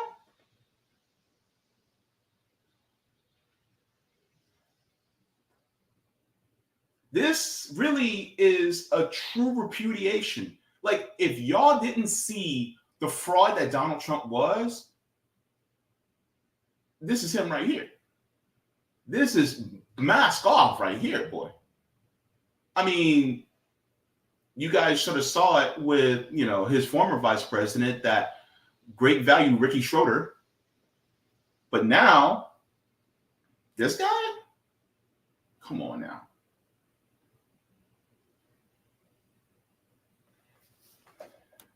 Mike Pence was bad, but this guy is just the worst. Like how Vance talks about gas prices. When energy prices go up, who benefits? Industries that don't require energy. Wall Street, big tech, universities. Even though one of Vance's top donors is John Addison, a trader for Vitol, a Dutch energy company. In 2020, Vitol was accused of organizing an illegal price-fixing scheme, manipulating California's gasoline markets. They falsely drove up the price of gas for consumers to increase their profits. A lawsuit was filed by California State, implicating Vance's top donor Addison in his conspiracy. So when Vance asks, when energy prices go up, who benefits? The answer is his own donors, who are literally manipulating gas prices for their own benefit. Vance is shrewdly addressing the problems facing Ohioans, blaming the wrong people, and then allying with those who are really to blame. Which brings us back to Vance's billionaire benefactor, Peter Thiel, and Vance's relationship with big tech. When the technology industry censors the sitting president of the United States, when it puts you in Facebook jail for uttering an opinion, we're not going to sit by and take it anymore. We're going to go after them. We're going to make it illegal for them to steal your data from you and then sell it back to you. And if they censor conservatives, we're going to make them pay. And yet, you're getting money from Peter Thiel, who was on the board of Facebook?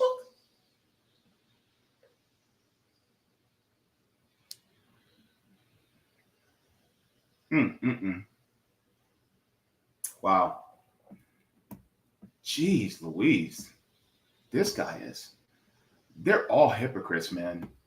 First of all, Vance really shouldn't be throwing stones about big tech stealing data. His current venture capital firm, Naria, is invested in Hallow, a Catholic prayer app. Hallow, which again is a prayer app, reserves the right to sell your data in addition to charging users to pray and meditate. Vance wants to monetize sitting quietly and thinking. Wait, charging people to pray? What?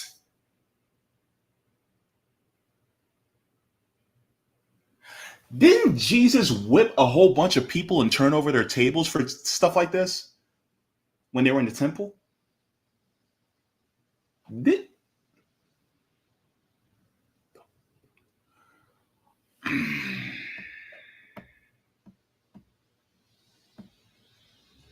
guy is horrible. That's what was missing from your most intimate communion with God. J.D. Vance getting a cut of it. And that's just one of the many tech companies Vance has a hand in. Vance claims his time in the world of big tech makes him uniquely qualified to fight it, but he's still currently financially reliant on the industry. That VC firm, by the way, is largely funded by Peter Thiel, the guy who's basically funded every endeavor J.D. Vance has ever been involved in. And that's pretty chilling because Peter Thiel is kinda nuts. He said that the US military could run the country better than the president and Congress, which by itself is horrifying enough, but he's also got a financial motive, an investment in Anduril Industries, a non-traditional defense contractor that makes autonomous defense systems. Yeah, that means AI weapons, aka literally killer robots.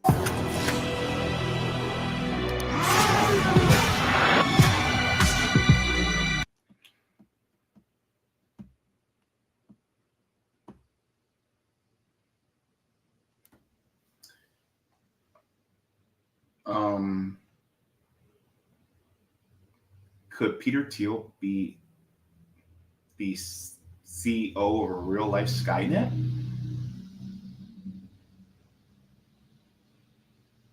And this guy is placing his dude within the heartbeat of the presidency?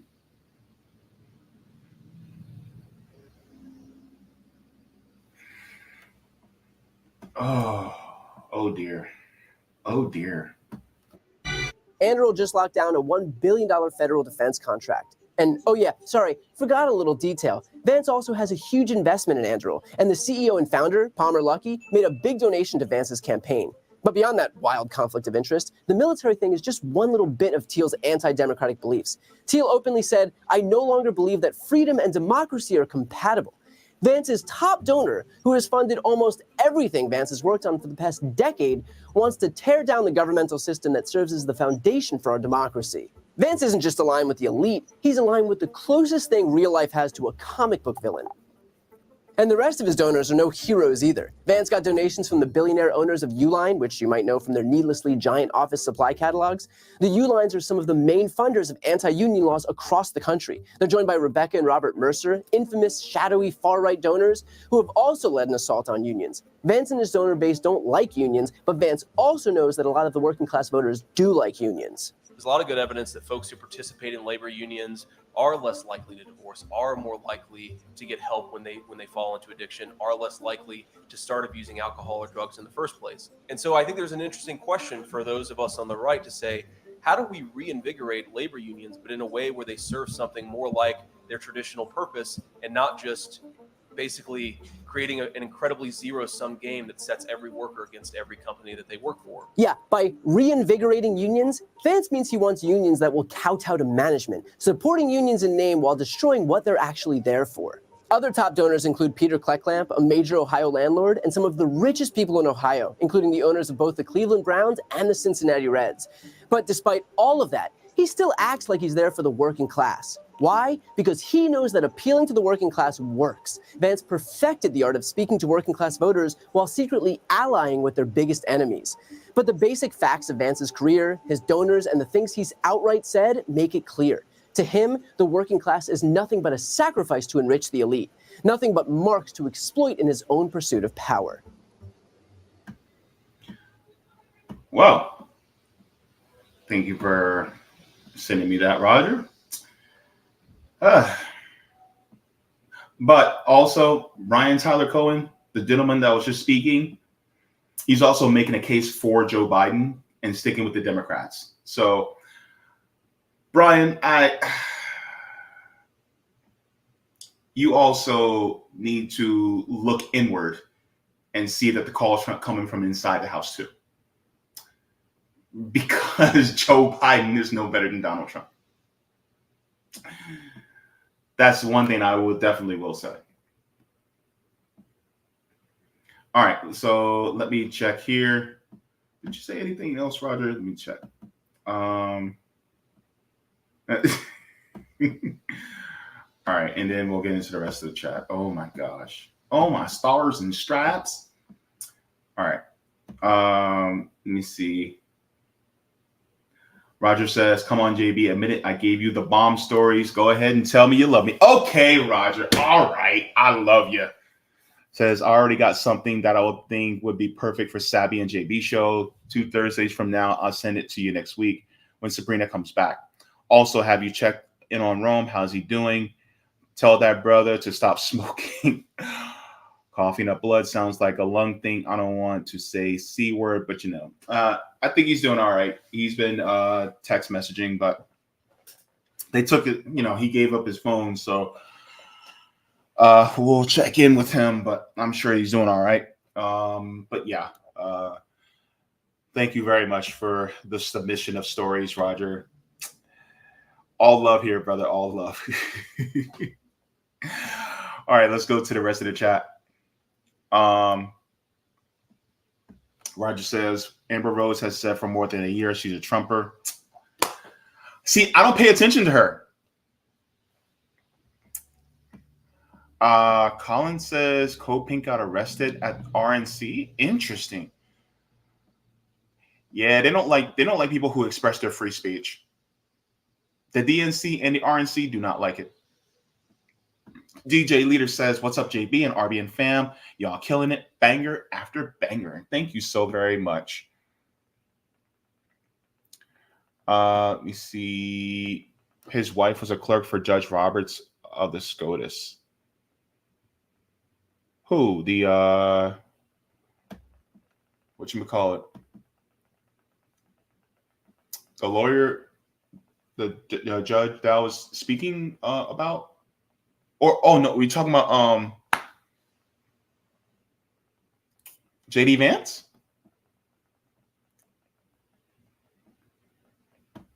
Let me see. Baby Goes Hard in the Paint says, I said something about how this is wild. I hate Dems too, but going to side with their fraternal twin ain't it. Yep. Oh, that's a good way of putting it. The Republicans are the fraternal twin of the Democrats. Ooh, Baby Goes Hard in the Paint. You got that one. Thank you so much. That was I like the way you put that. Let's go here.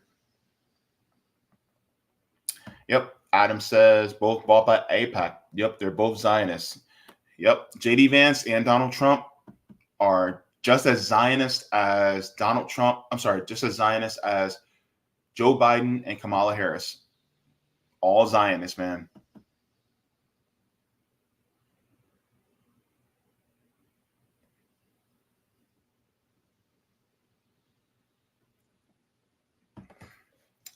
Wadi says, apparently Amber Rose is going down the MAGA path for a few months now, and at the very least, according to sources like TMZ.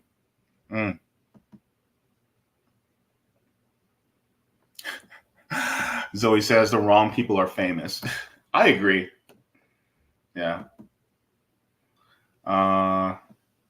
Creative Experiment says venture capitalists are worse than banks. Yep, because they make money off of nothing.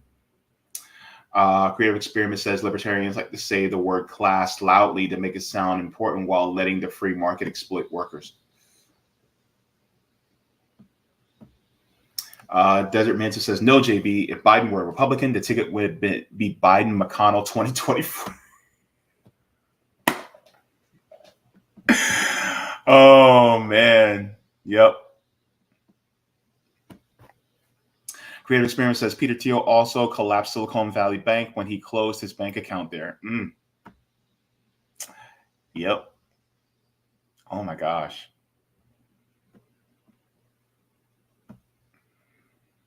Ghostnet says, my God, the advertising is over the top. Yep. Are you a racist?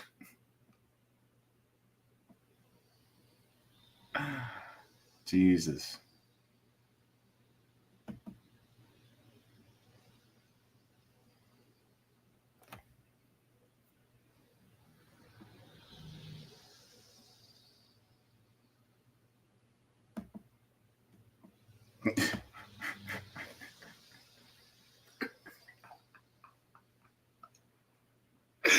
Roger Mail says, you're gay. Of course you don't pay attention to her, but I do. Just put on her mute.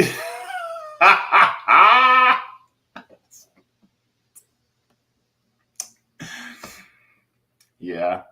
I pay attention. Look, I pay closer attention to Wiz Khalifa than I do to her.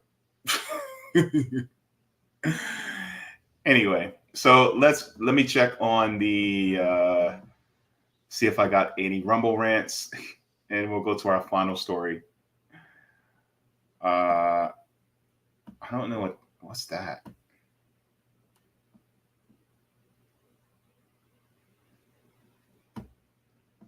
Are you seriously on Rumble? Are you seriously trying to advertise a dating site in my chat? Jesus. Bye-bye. All right. Let's go into the final story. This is going to be an interesting one too. Let's get into farming. Corporate control of our food.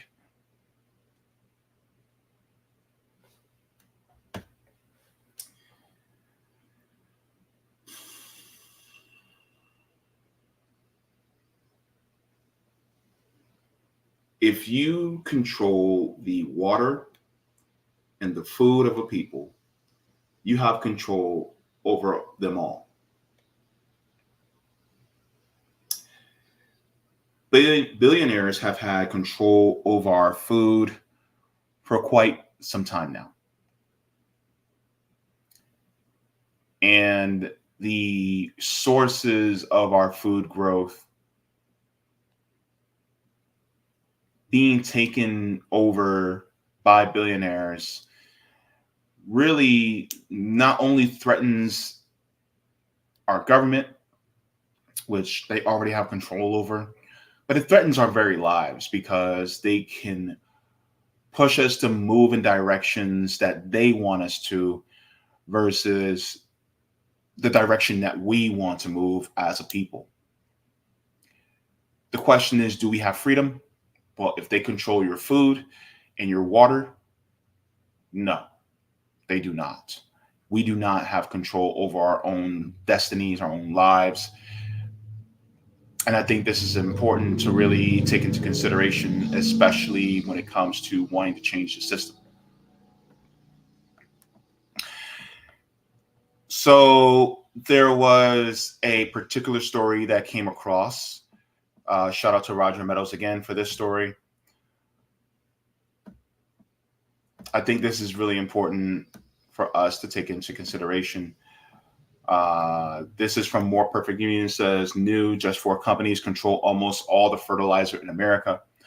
Prices have tripled since 1980. Farmers are struggling, and it could get even worse. Now the Kochs are planning a billion-dollar merger to drive up prices for farmers and suffocate rural America even more.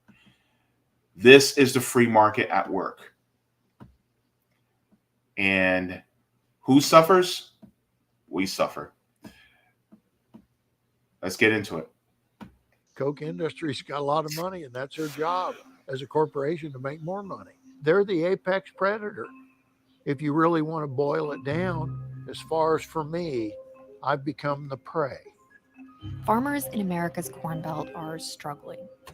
Over the past few decades, the fertilizer they depend on to grow our food has become astronomically expensive. There's no competition going on, and it's really, really frustrating. Right now, just 4 companies, including Koch Industries, control more than 75% of the nitrogen fertilizer market, allowing them to drive up prices for farmers and reap record profits. And that's about to get even worse. Koch Industries plans to buy one of the country's largest fertilizer companies. Iowa State Auditor Rob Sand says Iowa taxpayers and Iowa farmers will suffer. This sale could create a monopoly in the industry. The plant Koch wants to buy was built with taxpayer subsidies to create more competition and lower prices. And now here we're in a situation where we had all these tax dollars go into building this plant, and yet now it's potentially going to be owned by the very same company that the plant existed to provide competition for. This is a perfect example of how capitalism works. I want to educate people on something. There's a difference between commerce and capitalism.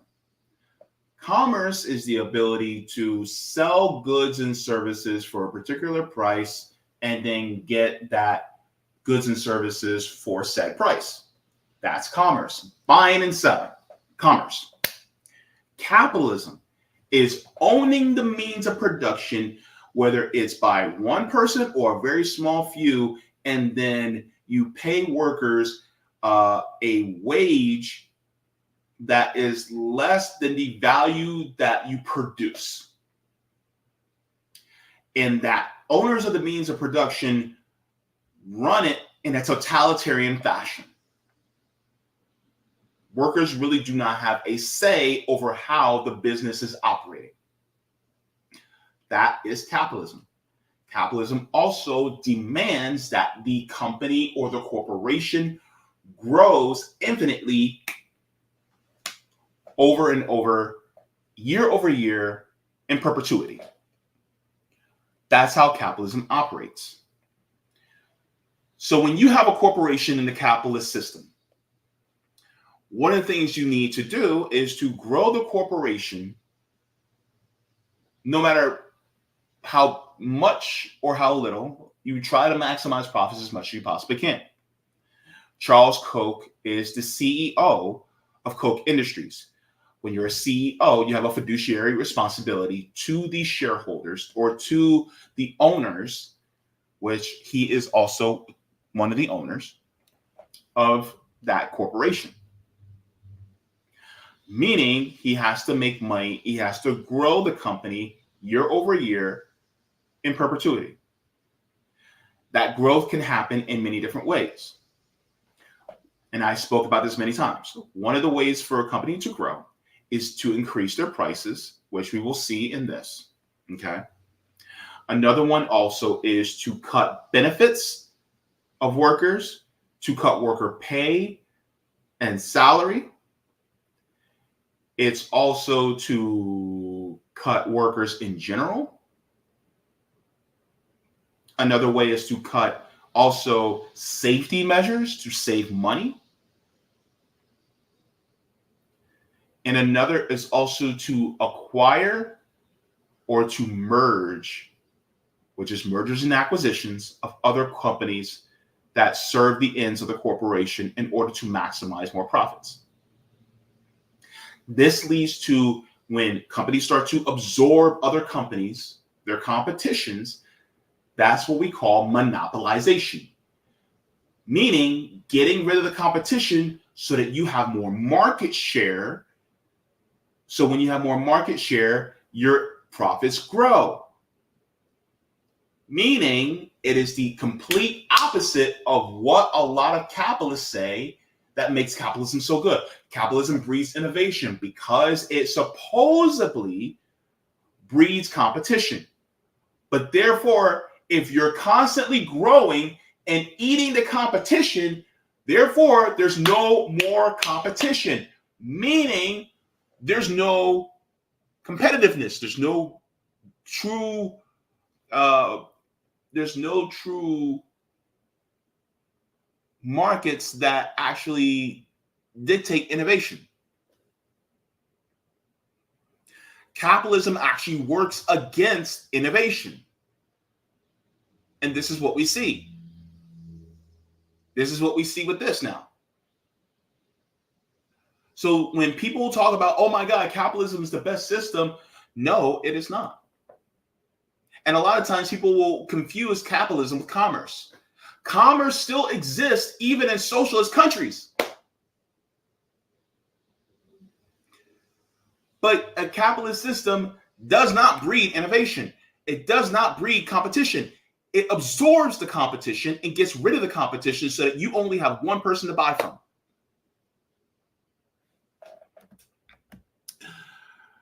Let's continue. We wanted to know how we ended up with a system that creates massive profits for multi-billion-dollar companies. Maybe it's already been there. It's been there for a while now. It's called capitalism. Let's continue. At the expense of the farmers who grow the food that feeds all of us. And how we might finally be able to fix it. This is all I've ever known, is how to farm. Harold Beach is a farmer and a board member of a co-op that sells fertilizer in northeastern Missouri. His farm has been in his family for 5 generations. I left college and thought, well, I'll come home and farm a while till I decide what I want to do with life. And I guess I'm still trying to decide. Let's go by the anhydrous plant first, where we store it. Anhydrous ammonia is a form of nitrogen fertilizer that's essential for many corn farmers, especially in this area. Right now, Harold's co-op gets it from Iowa Fertilizer Company, the plant Koch Industries wants to buy. Corn's a big user of nitrogen. And so, yeah, it's very important, the pricing of it. You think, well, $50, $70 a ton of product, well, that's not too bad. But that's in addition to the other $5 or $10 an acre for all the other inputs. You add that all up, pretty soon there's nothing left. Corn farmers. I'm going to say this. There is corn in virtually every single thing that's produced in this country. They feed corn to cattle. You have different forms of corn in all of your food. High fructose corn syrup, that's made from corn. All these different products from corn is in virtually almost everything you eat, unless you eat a diet of, whole unprocessed foods, you're going to get corn some way or another. So the corn industry is massive. And you have farmers that produce corn. And so if you have one company that owns most of the fertilizer, well, it's bound to affect us down the line. Let's continue on. I mean, you've essentially done it for nothing. For corn farmers, almost 40% of their operating cost is just fertilizer. But it wasn't always like this. It used to be with fertilizer, there was lots of different places handling it. Anhydrous, we could buy it all day for $80 to $100 a ton. And now it's $700, $800 a ton. Back in the 1980s, there were 46 companies making nitrogen fertilizer. Now there are just 17. As the industry consolidated, the price farmers pay has more than tripled. But JB, capitalism breeds innovation. Capitalism breeds competition so that you pay less. Yet the price for it went up 10 times for fertilizer. Breeds innovation. What innovation is this? This isn't. And people go, oh my God, JB, that's not capitalism, that's cronyism. That's like saying that's not a cake, that's just batter. Baby, time was the heating element. And the batter doesn't turn into a cake. It's always been that way. You're just seeing it for what it really is. Capitalism, this is its true form. It's always been this way. The consolidation is part of the system.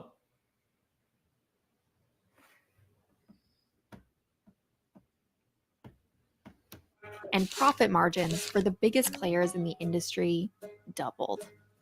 All our big corporations talk about free markets and we're just here to do the Lord's work, but no, they like a good fixed market too, just like everybody. And that's capitalism. Capitalism means fixing the market. In 2012, the state of Iowa came up with a plan to fix this. Former Governor Terry Branstad offered an Egyptian fertilizer company huge tax incentives to build a plant in Iowa. It's not very often that a project of this magnitude comes along.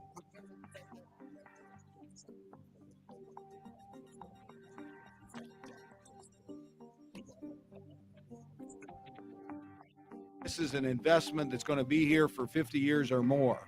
This at the time was the largest single investment of tax incentives into one project in the history of the state of Iowa. It was the first new nitrogen fertilizer plant in the country in 25 years. And it was a real step towards creating more competition in the consolidated industry. Iowa farmers expect to see $740 million annual savings. The idea is we want to make sure that there's lots of competition in the fertilizer industry to keep prices low. Since it opened in 2017, Iowa Fertilizer Company has become the 5th largest producer and a key competitor for Koch Industries. The co-op I do business with typically can buy from that plant from $50 to $75 a ton cheaper. But that could soon change. In December 2023, Iowa Fertilizer Company announced it was being bought by Koch Industries for $3.6 billion. What I'm concerned about here is we had a purpose for investing these tax dollars. And that purpose was to maintain competition so that we would have lower prices for fertilizer for farmers and then lower prices for everybody for groceries. Now, I don't care what anybody says. You can try to put bridles on capitalism all you want, but those bridles get shaken off each and every time. We are literally living in a time where child labor is coming back into the workplace. They discovered 10-year-olds working overnight shifts at McDonald's. That's capitalism. That's how it works. And yeah, they'll try to provide bridles to rein in capitalism so that it still kind of works for you, but then you still are able to take advantage of it. Well, guess what? They brought in this company from Egypt, and prices stayed kind of good for a while, but then guess what? Koch Industries is like, all right, we're going to buy it out.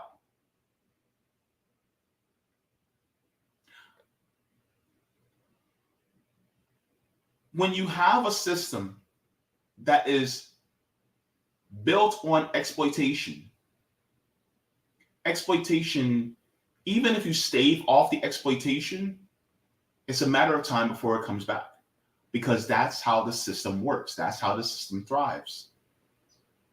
Because the system promotes a small number of people to have control over everything. And those small number of people, in order to keep that control over everything, what do? They buy off the politicians. They buy off the Democrats. They buy off the Republicans. There's no difference to them. They will always control everyone.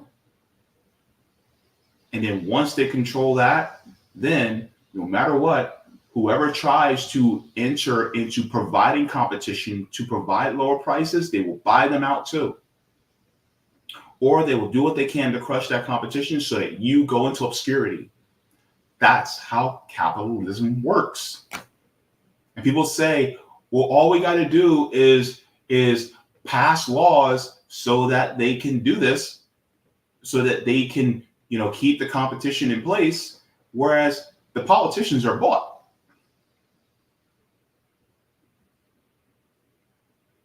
And then if you try to get another politician in there, well, the people who don't want to be bought, they're completely shut out from even entering.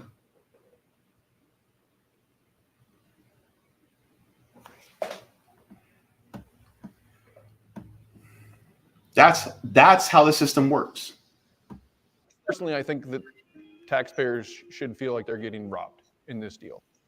The Kochs have long argued that the government should stay out and let the free market dictate the economy. What's driving the inequality? It's the government picking winners and losers, and stifling competition, stifling innovation, and making poor people permanently poor. So that was Charles Koch, one of the masters of both parties, one of the masters that runs this country. One of the corporate parasites that I refer to all the time. Talking about government should stay out of the way because they shouldn't be picking winners and losers.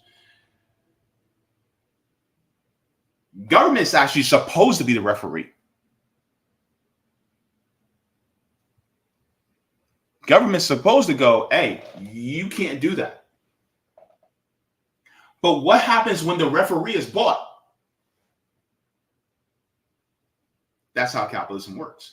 Capitalism, you buy the referee so that you win every single time. Capitalism is the system where you're allowed to slip money to the referee.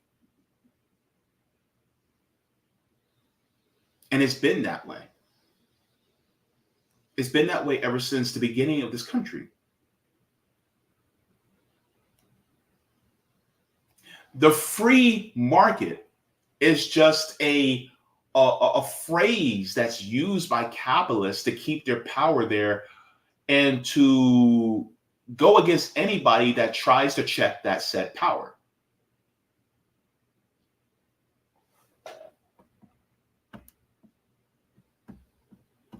Their business directly benefits from a lack of competition.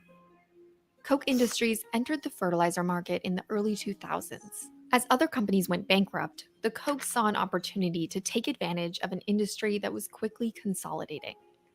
Over the next 2 decades, they bought up competitors, built new plants, and soon became the third largest nitrogen fertilizer producer in the US. And this latest acquisition would make them the second largest. I think that that's backwards. And I think that that's a good basis for the Department of Justice to say, no, we're not going to do this.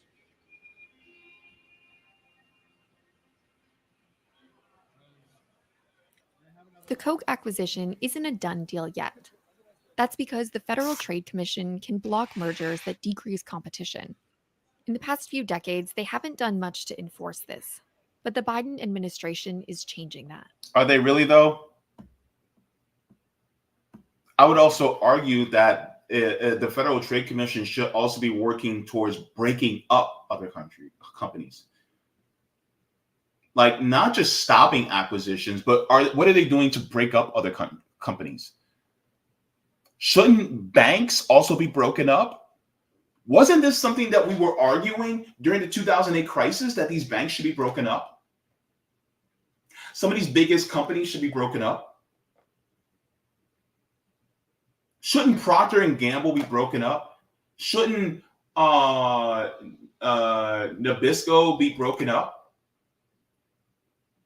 Shouldn't Disney be broken up? Shouldn't NBC, Universal, should that be broken up? A lot of these companies, these corporations, they should not be as big as they are. They're too big. But that's how the capitalist system works. And in order for them to get as big as they are, they have to buy the politicians so that bureaucracies like the FTC don't go after them. What good is an antitrust law if you're not enforcing the law?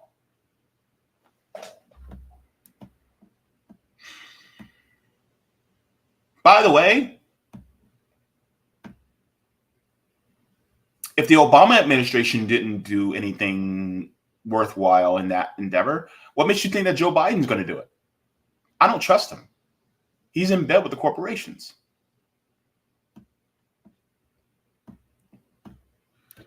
When President Biden came into office, he made it a top priority to make sure we were turning the page on what has been 40 years approach of a more hands-off way of enforcing the antitrust laws.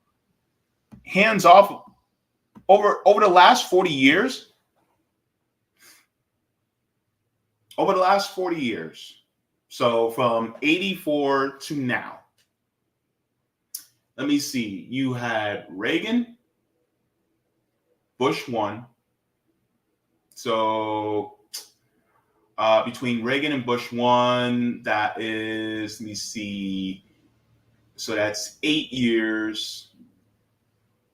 Then you had 8 years of Clinton. So you had 8 years of Bush and Reagan. And I'm talking about Reagan's second term and Bush's first only term. Bush won. Then you had Clinton's 8 years. You had Bush Jr.'s 8 years. So that's 16 years Republican. Then you had 8 years of Obama. That was 16 years of both Democrats. Then you have 4 years of Trump. Now that's 16 years to 20 years. And then you have 4 years of Biden. Well, about to be 4 years of Biden. So that's another 20 years. So 20 and 20 equal 40 years. 40 years equally spent between Republican and Democrat. So they both are culpable in this. The math is mathing. During that period, we've seen consolidation, huge waves of mergers and acquisitions. And all too often we hear that as a result, our markets are not working for people, for regular people. FTC Chair Lena Khan came to Iowa in April to listen to what farmers, including Harold, had to say about what this merger would mean for them. My name's David Weaver, I'm a farmer. I cannot tell you how irate I was when I got my Farm Bureau spokesman, and I'm a member of Iowa Farmers Union, but I'm also a member of Farm Bureau, and it said that this plant was going to be sold to the Koch. And it was like it was good news. And it stinks. It's awful. That plant came online in the last 10 years. That has driven competition. Losing that competition is going to hurt, particularly those of us in that southeast corner of the state, northeast corner of the other state, Missouri down there. It means something in dollars and cents in our production costs. You're the referee in the ball game. We need that. That's what you do. And so I'd encourage you to be fearless and courageous and do the right thing. Thank you. These listening sessions are the first step in the FTC's process for deciding whether it will block the Koch purchase. When we've done our review, if we determine that we think the acquisition violates the antitrust laws, violates the laws that say you can't do a merger if it's going to substantially lessen competition, then we have the chance to go file a lawsuit in court, explain to the court why we think the deal violates the antitrust laws, and then it's ultimately the courts that decide, should we let it go through, should we not let it go through. There are a lot of problems with our agriculture industry, and it's going to take a lot of big swings to undo the damage of decades of unregulated consolidation. But the FTC has a real chance to make a difference here, one that could set a new precedent for how the government can keep corporate power in check and protect farmers. A lot of people in agriculture really truly do see agriculture as a way of life. It isn't a job, it isn't a profession, it's part of what you do, it's part of how you were raised. And the idea that we are making it harder and harder for people to just be farmers and having that way of life, to me as an Iowan, as a Midwesterner, that doesn't sit right with me either. In the scheme of the United States or the world, it's not a big deal. But for me right here in Northeast Missouri, it's a big deal. If I'm the guy drowning, it's a hell of a deal. I'd like a life jacket.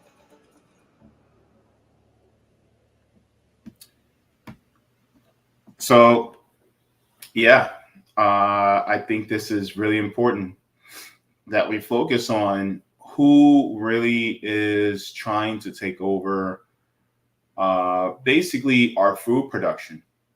And you have industries like the Koch brothers that really want to take that over.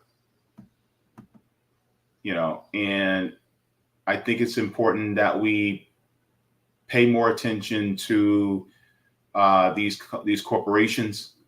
One of the things that I also wanted to bring up was how the best way to go up against this is really, if you still do want to do something in regards to electoral politics, don't go through politicians, because politicians can be bought, but you can go through ballot measures. There's ballot initiative states that you can do and propose ballot measures in order to make it so that these companies, you have right of first refusal, so that companies like, for instance, this Iowa fertilizer plant, the workers get right of first refusal so that they can get to own it, versus it being acquired by Koch Industries.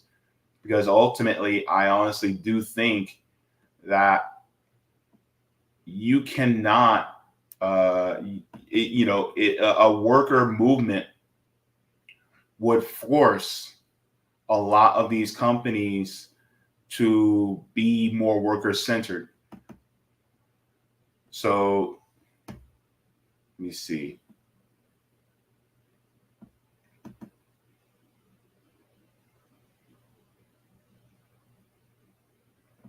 Let me see this. I'm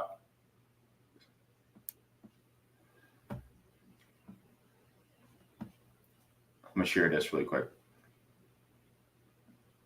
Koch Industries is massive.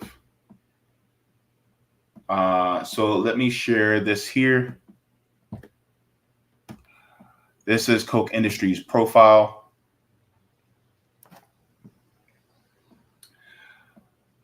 It says Koch Industries Incorporate operates as a diversified holding company.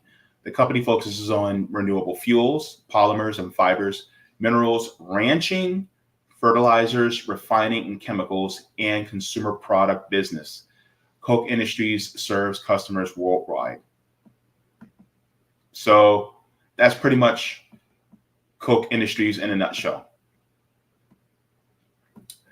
So I want to share these facts about Koch Industries as well. By the way, they're huge mega donors to the duopoly. So this is from Greenpeace. It says Koch Industries, Inc. is the second largest privately held company in the United States, a conglomerate of more than 20 companies with $115 billion in annual sales. It says Koch operates in nearly 60 countries and 100,000 employees globally, about 60,000 of which are employed by the United States. Koch Industries, Inc. is the second largest privately held company. Now, David Koch said, "My joke is that we're the biggest company you never heard of." Says Koch operates a variety of industrial businesses, predominantly in oil and gas exploration, pipelines and refining, and chemical and fertilizer production, and trading both physical fossil fuel products as well as commodity futures and derivatives, cattle and game ranching, forestry and timber products, electronics, industrial glass, and various consumer products. So all the things that really revolve around our lives. So it talks about their Koch Industry primary subsidiaries. So it says Flint Hill Resources, Koch's primary oil company, operating major oil refineries, oil and gas supply stations, pipelines, corn, biofuels. So the corn industry is also connected in biofuels, chemicals and polymers. Flint Hill's major oil and gas refineries process 670,000 barrels of crude oil daily. So, of course, they're connected to the fossil fuel industry. So when it comes to wanting to drill for oil, who makes money from that? From the oil refineries. It will be the Koch Industries, which also benefits them either with Joe Biden in office or Donald Trump in office. They benefit. So this is why I say the duopoly serves us no way. Minnesota, Texas, Alaska. Now they also own Georgia Pacific. It says Georgia Pacific is Koch's largest subsidiary, producing timber and construction products, paper and pulp, consumer tissue and hygiene products, chemicals, and cellulose. Georgia-Pacific products include a number of brands like recognizable retail products, including Quilted Northern, Angel Soft, Brawny Paper Towels, Vanity Fair, and Dixie Cups.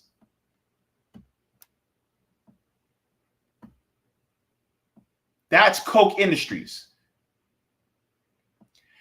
Investa includes consumer products like Stainmaster Carpet, Lycra, and Cool Max clothing products, specialty chemical and polymers, upholstery products for houses and automobiles. In 2009, Barack Obama sworn in the 44th president on a Koch Industries Investa carpet. Koch supply and trades physical commodities and derivatives, markets liquefied natural gas, and runs at 80,000 barrels per day at Rotterdam Refinery in the Netherlands. Koch Pipeline Company operates 40,000 miles of oil and gas U.S. pipelines in the U.S., including pipelines that carry tar sands, crude from Canada to Minnesota and Wisconsin, where Koch's Flint Hill Resources owns oil refineries. Until recently, the company owned 3% stake in the Trans-Alaska Pipeline System. So it talks about their fertilizer.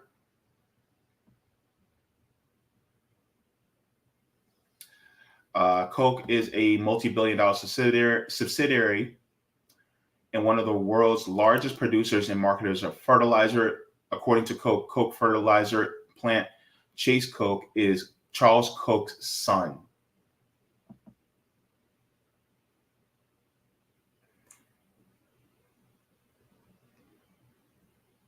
So this is Koch. Koch Wealth is a vast majority of Koch Industries' assets are controlled by Charles G. and David H. Koch, two of four sons of the company's founder, who each own 42% of the company's stock. According to 2015 Forbes ranking, the Koch brothers are tied for the sixth richest person in the world at $42.9 billion each, more than Michael Bloomberg, George Soros, and Jim and Alice Walton of the Walmart fortune. Bloomberg estimates that each brother's current wealth currently exceeds $51 billion. The Kochs each made over $4 billion in 2013 alone. We're talking about 11 years ago.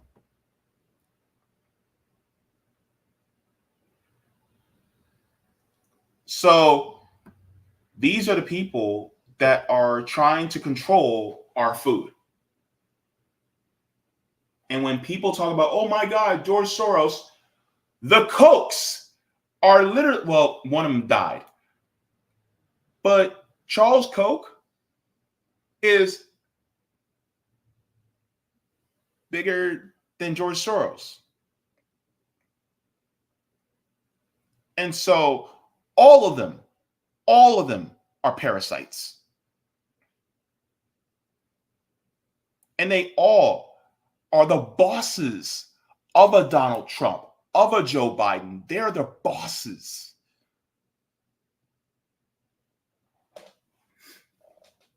And this is why it's so important that we, walk away from the duopoly and walk away from these people who are constantly so that we're always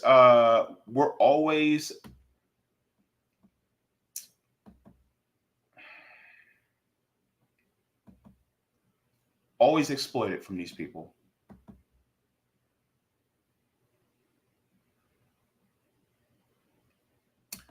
Now, there was a tweet that I wanted to share.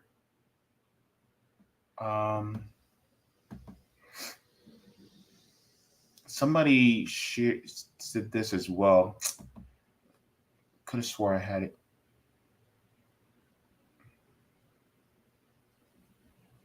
I got it. So let me share this as well. I do not trust Joe Biden. But this is what Gabenga Ajalor says. He says to combat this concentration, the Biden-Harris administration made $900 million available to strengthen the domestic supply chain through the fertilizer production expansion program. To date, the USDA has funded 57 projects in 29 states for a total of $251 million. Last month, I had the honor of visiting True Organics Products in Boardman, Oregon, which produces organic fertilizer. They're using the FPREP grant to expand production and increase fertilizer availability to local farmers in Oregon and Washington. This is all part of the Biden-Harris administration bottom-up and middle-out agenda to support domestic supply chain, thereby strengthening local communities and advancing rural prosperity. Proud to be doing this work. So he's saying that the Biden administration is working to, assist with providing true competition. Now, my thing is, I would be pushing for farming co-ops to get more subsidies. If you're really about this, push farming co-ops to also get discounts for fertilizer. I mean, that's an option. I think that would be worthwhile. And so I think that this would be good for the farmers. But ultimately, we just have to end this system. Push for more co-op farming. Push for more co-ops to be in the supply chain. So the fertilizer producers also need to be co-op owned, right? Seed producers need to be co-op owned. We need to get the seed producing out of the hands of Monsanto. Monsanto is a demonic organization. And I say that with confidence because they are literally taking our farmers for a ride. And also, we're talking about farmers in general who are being taken for a ride, but what about also Black farmers, and more specifically, how they're being affected too? Because I talked about this on RBN a couple weeks back, how Black farmers were being discriminated against by the USDA and how they won a case against the USDA. So we need to push for more co-op businesses, and you can actually do this via, citizen ballot initiatives in order to be able to give the right of first refusal to businesses, in order to push for more subsidies for co-op businesses, because that actually increases entrepreneurship among the citizens. So I think that would be a good thing for us to push more towards. And by doing it through citizen ballot initiatives, you're circumventing politicians and doing it through direct democracy.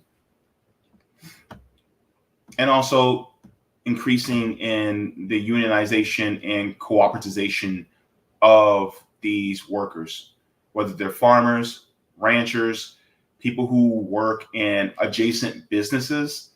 I think that would be best for all of us.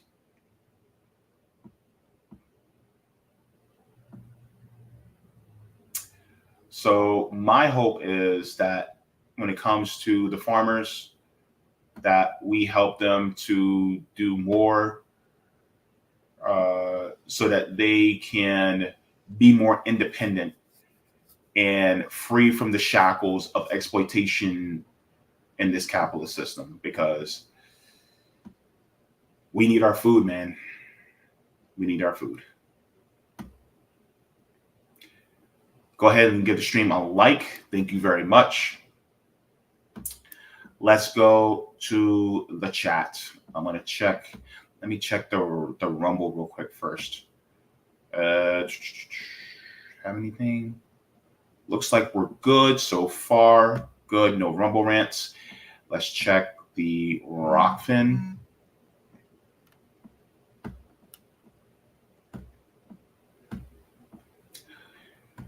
I'm also thinking about going live tonight, a little bit later, for the RNC Day 2 convention, but we'll see.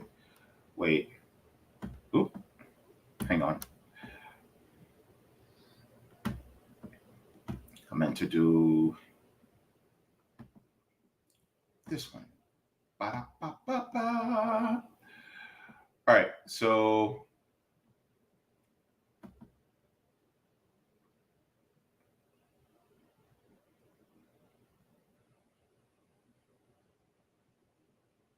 okay.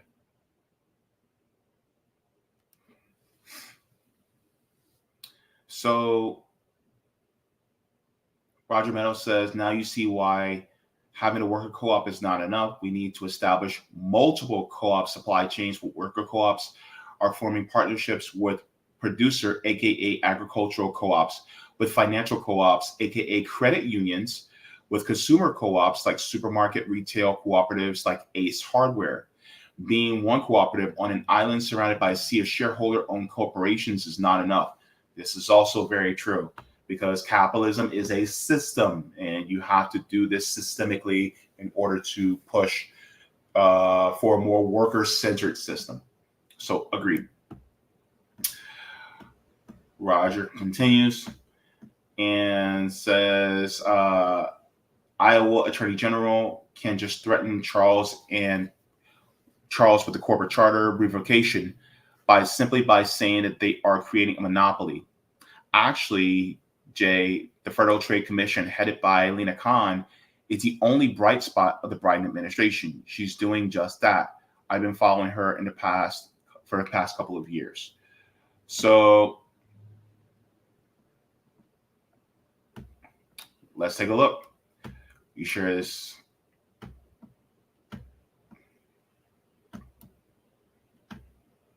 All right, so this article says tougher trust busting will last beyond U.S. election. Oh, okay. It says many acquisition strategies hinge on the upcoming U.S. election. Aggressive efforts against corporate consolidation under President Joe Biden have stopped and deterred a lot of mergers and acquisitions activity. Some of these policy efforts probably would have been undone by a different administration, clearing the way for fresh attempts at deal making. Much of the agenda, though, will endure. In a few short years, Jonathan Cantor, the U.S. Department of Justice Trustbuster in Chief, and Lena Khan, who chairs the Merger Policing Federal Trade Commission, have altered the landscape by reversing decades of permissive policy. Their approach, although welcome in some corners, have not been universally applauded. Republicans and Democrats alike have criticized them for pushing the boundaries of applicable law. Courts have thwarted some initiatives. There have also been some uncommon meeting of the minds. Some Republican legislators openly back Khan.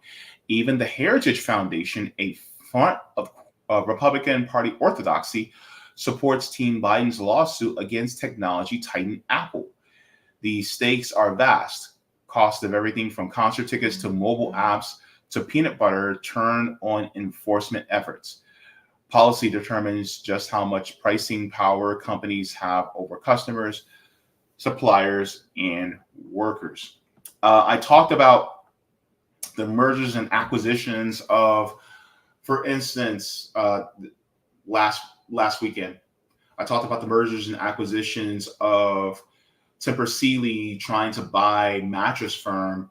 I think it was for $4 billion, and how this would actually stifle competition in the mattress market.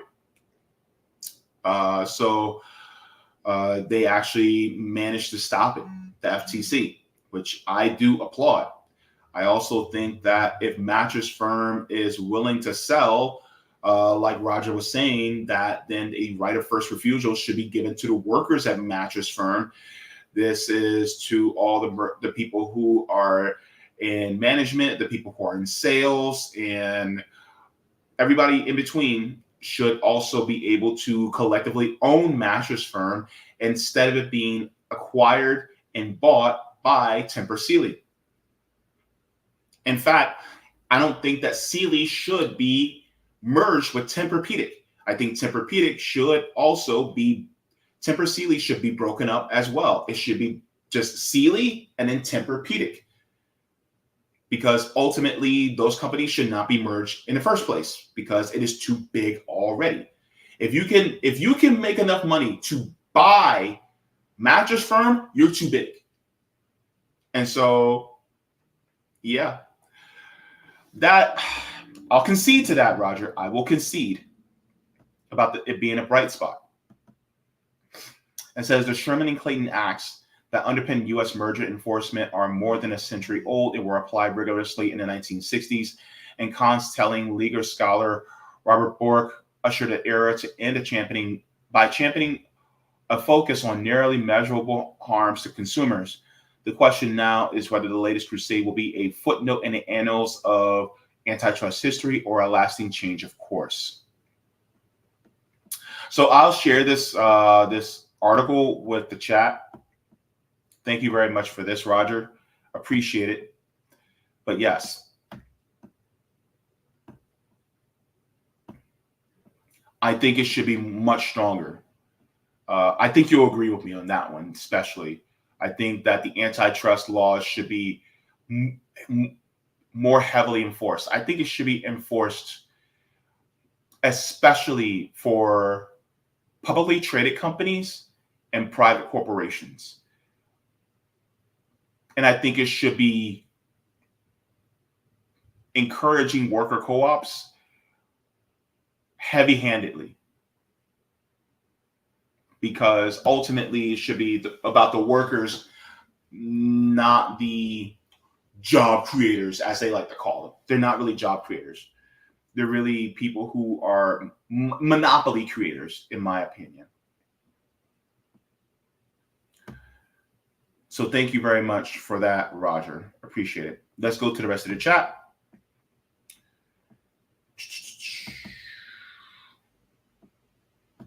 Ooh, I've been running long.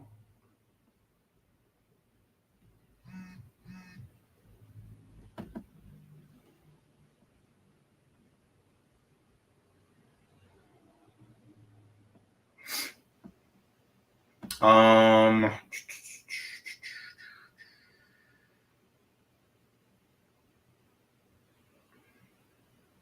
thought I saw somebody from Twitch. Liberty Twitch, you're yeah, you basically just debunk with any type of credibility you have. Oh my God, you're funny, you're drowning, you're drawing conclusions without even bothering to look at facts. No one is watching you. Motherfucker, you're watching me. Anyway. Okay. Colin says being a doctor was a working class job until strict certification and standardization started to be required. I bet around the same time more not white people wanted to become doctors. Interesting. And Collins asks, are we sad about massive agribusiness? Yeah, I think more people in agriculture, particularly farmers, need to be more independent, but unfortunately it's being driven by big business.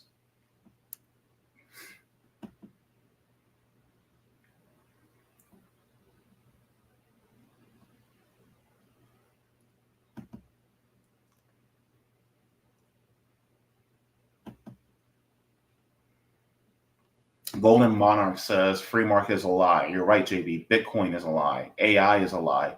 Many lies still get promoted within capitalism. No thanks to Christian Zionists. Yeah. Definitely.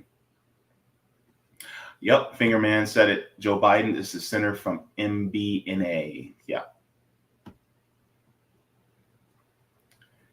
Yep. Bender Rodriguez says people in rural areas need to wake up and stop believing in a two-party system. Their politicians sold them. Trump won't save them either. Yeah.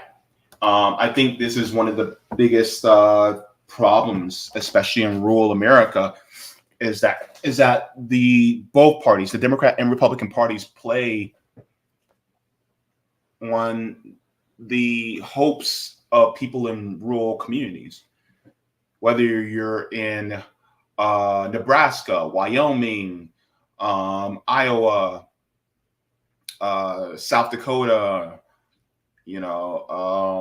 Missouri, you're constantly being played And they're constantly thinking, oh, well, my life will get better with these particular people, when in reality, they're all in bed with the big corporations. Politicians need to start being in bed with the workers.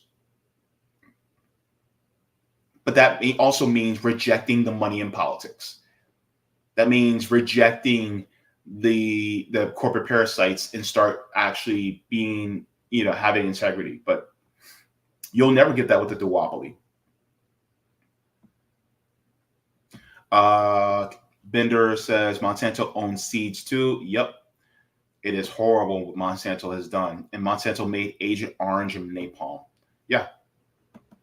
Let me go to another chat. Thank you very much, Retro Gamer. Good to see you. All right, Retro Gamer's in the chat. Let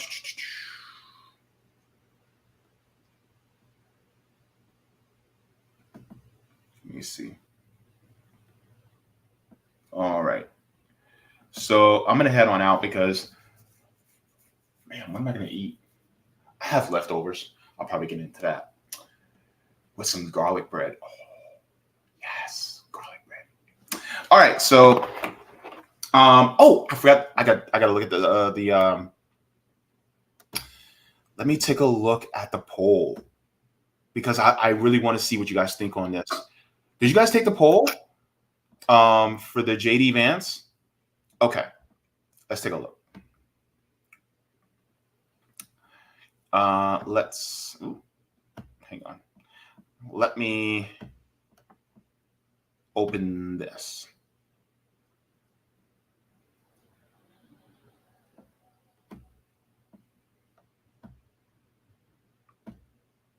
All right. So with 86 votes, it says, do you think Trump picking JD Vance as VP is a smart move? 22% say it's a smart move. Picking JD Vance is a dumb move. 28% say it's a dumb move. And 50% said, I don't know, homie. I say when it comes to JD Vance,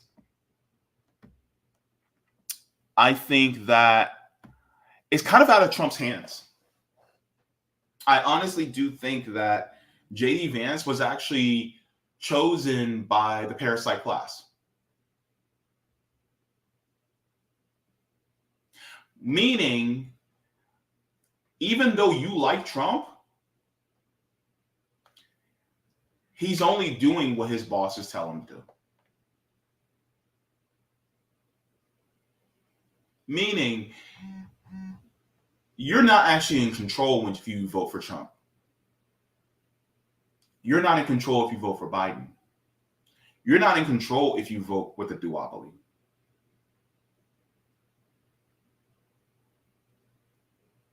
That's what it is. That's my answer. JD Vance is a tool of the parasite class. Donald Trump is a tool of the parasite class. Joe Biden is a tool of the parasite class. Kamala Harris is a tool of the parasite class. The judges that we have in the Supreme Court are the tools of the parasite class. Harlan Crow literally owns Clarence Thomas. So this is why it's good to circumvent them and try to work against this parasitic system. Roger Meadow says, JB, you just named CBI states for amendments. Well, yeah. I mean, CBIs, citizen ballot initiatives, are really our last best hope. Outside of, that could be part of revolution. But outside of that,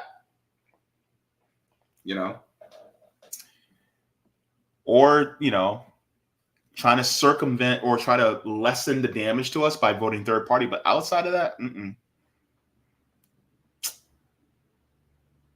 gotta push towards organizing dual power outside of the system. Well, that being said, I'm going to head on out. But before I get into that, I want to give a shout out to all the patrons the patrons on Patreon. So thank you so very much to all of you for being patrons here. And here are the tiers. Mega Jaybefaunters, Super Duper Jaybefaunters, Super Jaybefaunters, Jaybefaunters, Comrades, Solidarity, JB members. And to all new members, a big shout out and thank you to all of you for contributing and helping me keep the lights on. Literally. Thank you so very much to all of y'all. And look, I'm demonetized. So if you like to support the channel, you can support via Patreon or PayPal. That literally helps me keep the lights on and is deeply appreciated from the top and bottom of my heart. So do you guys think I should go live like at 8? I was thinking about going live at like 8 p.m. to react to the Republican National Convention, day 2. What do you guys think? Because I was thinking about it. I was like, maybe I should go live just to do a reaction. So that will be about 3 hours from now. I can go, get me some dinner, and then possibly just chillax for a little bit. And then I'll come on at 8 p.m. or maybe 8:30 and then react. I'll probably do about, not a whole lot, but, a long time. But, I'll do a little bit. What do you guys think? Okay, so Dwayne says go live, JB. What else? What do you guys think? Maybe I should make that into another poll. I don't really feel like doing another poll. Put in the chat if you guys want me to go live at 8 p.m. Because I will. I'll do it. I mean, I'll do a costume change, but Miguel says yes. Okay, great. Kenneth says go live. Let me see.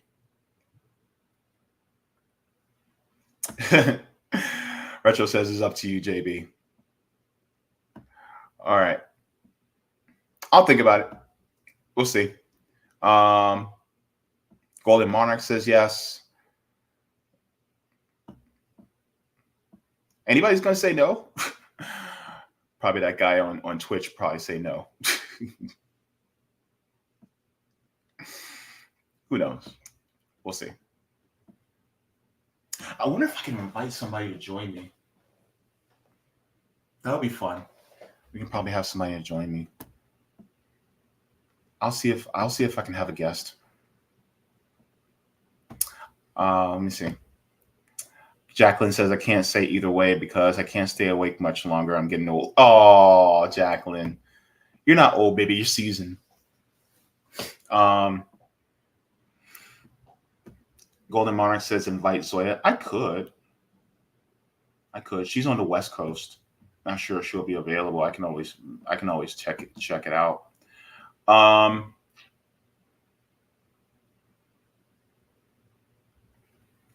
I can look into it. I'll look into just going live at 8 because it's about 2.5 hours from now. I'll do 8:30. Make it 3 hours from now. 8:30. I can't be too late because I got dialysis in the morning. I got to be up early, but that's why I know I won't be long. But just react. Okay. 8:30. We'll do 8:30. And after this, I'll create a thumbnail and everything, and I will post it up, and then we can look at the RNC convention together. And I'll give you guys my commentary a little bit later. And also, Sabby isn't live tonight because Sabby's on vacation, and I won't be competing with nobody from RBN, so might as well, right?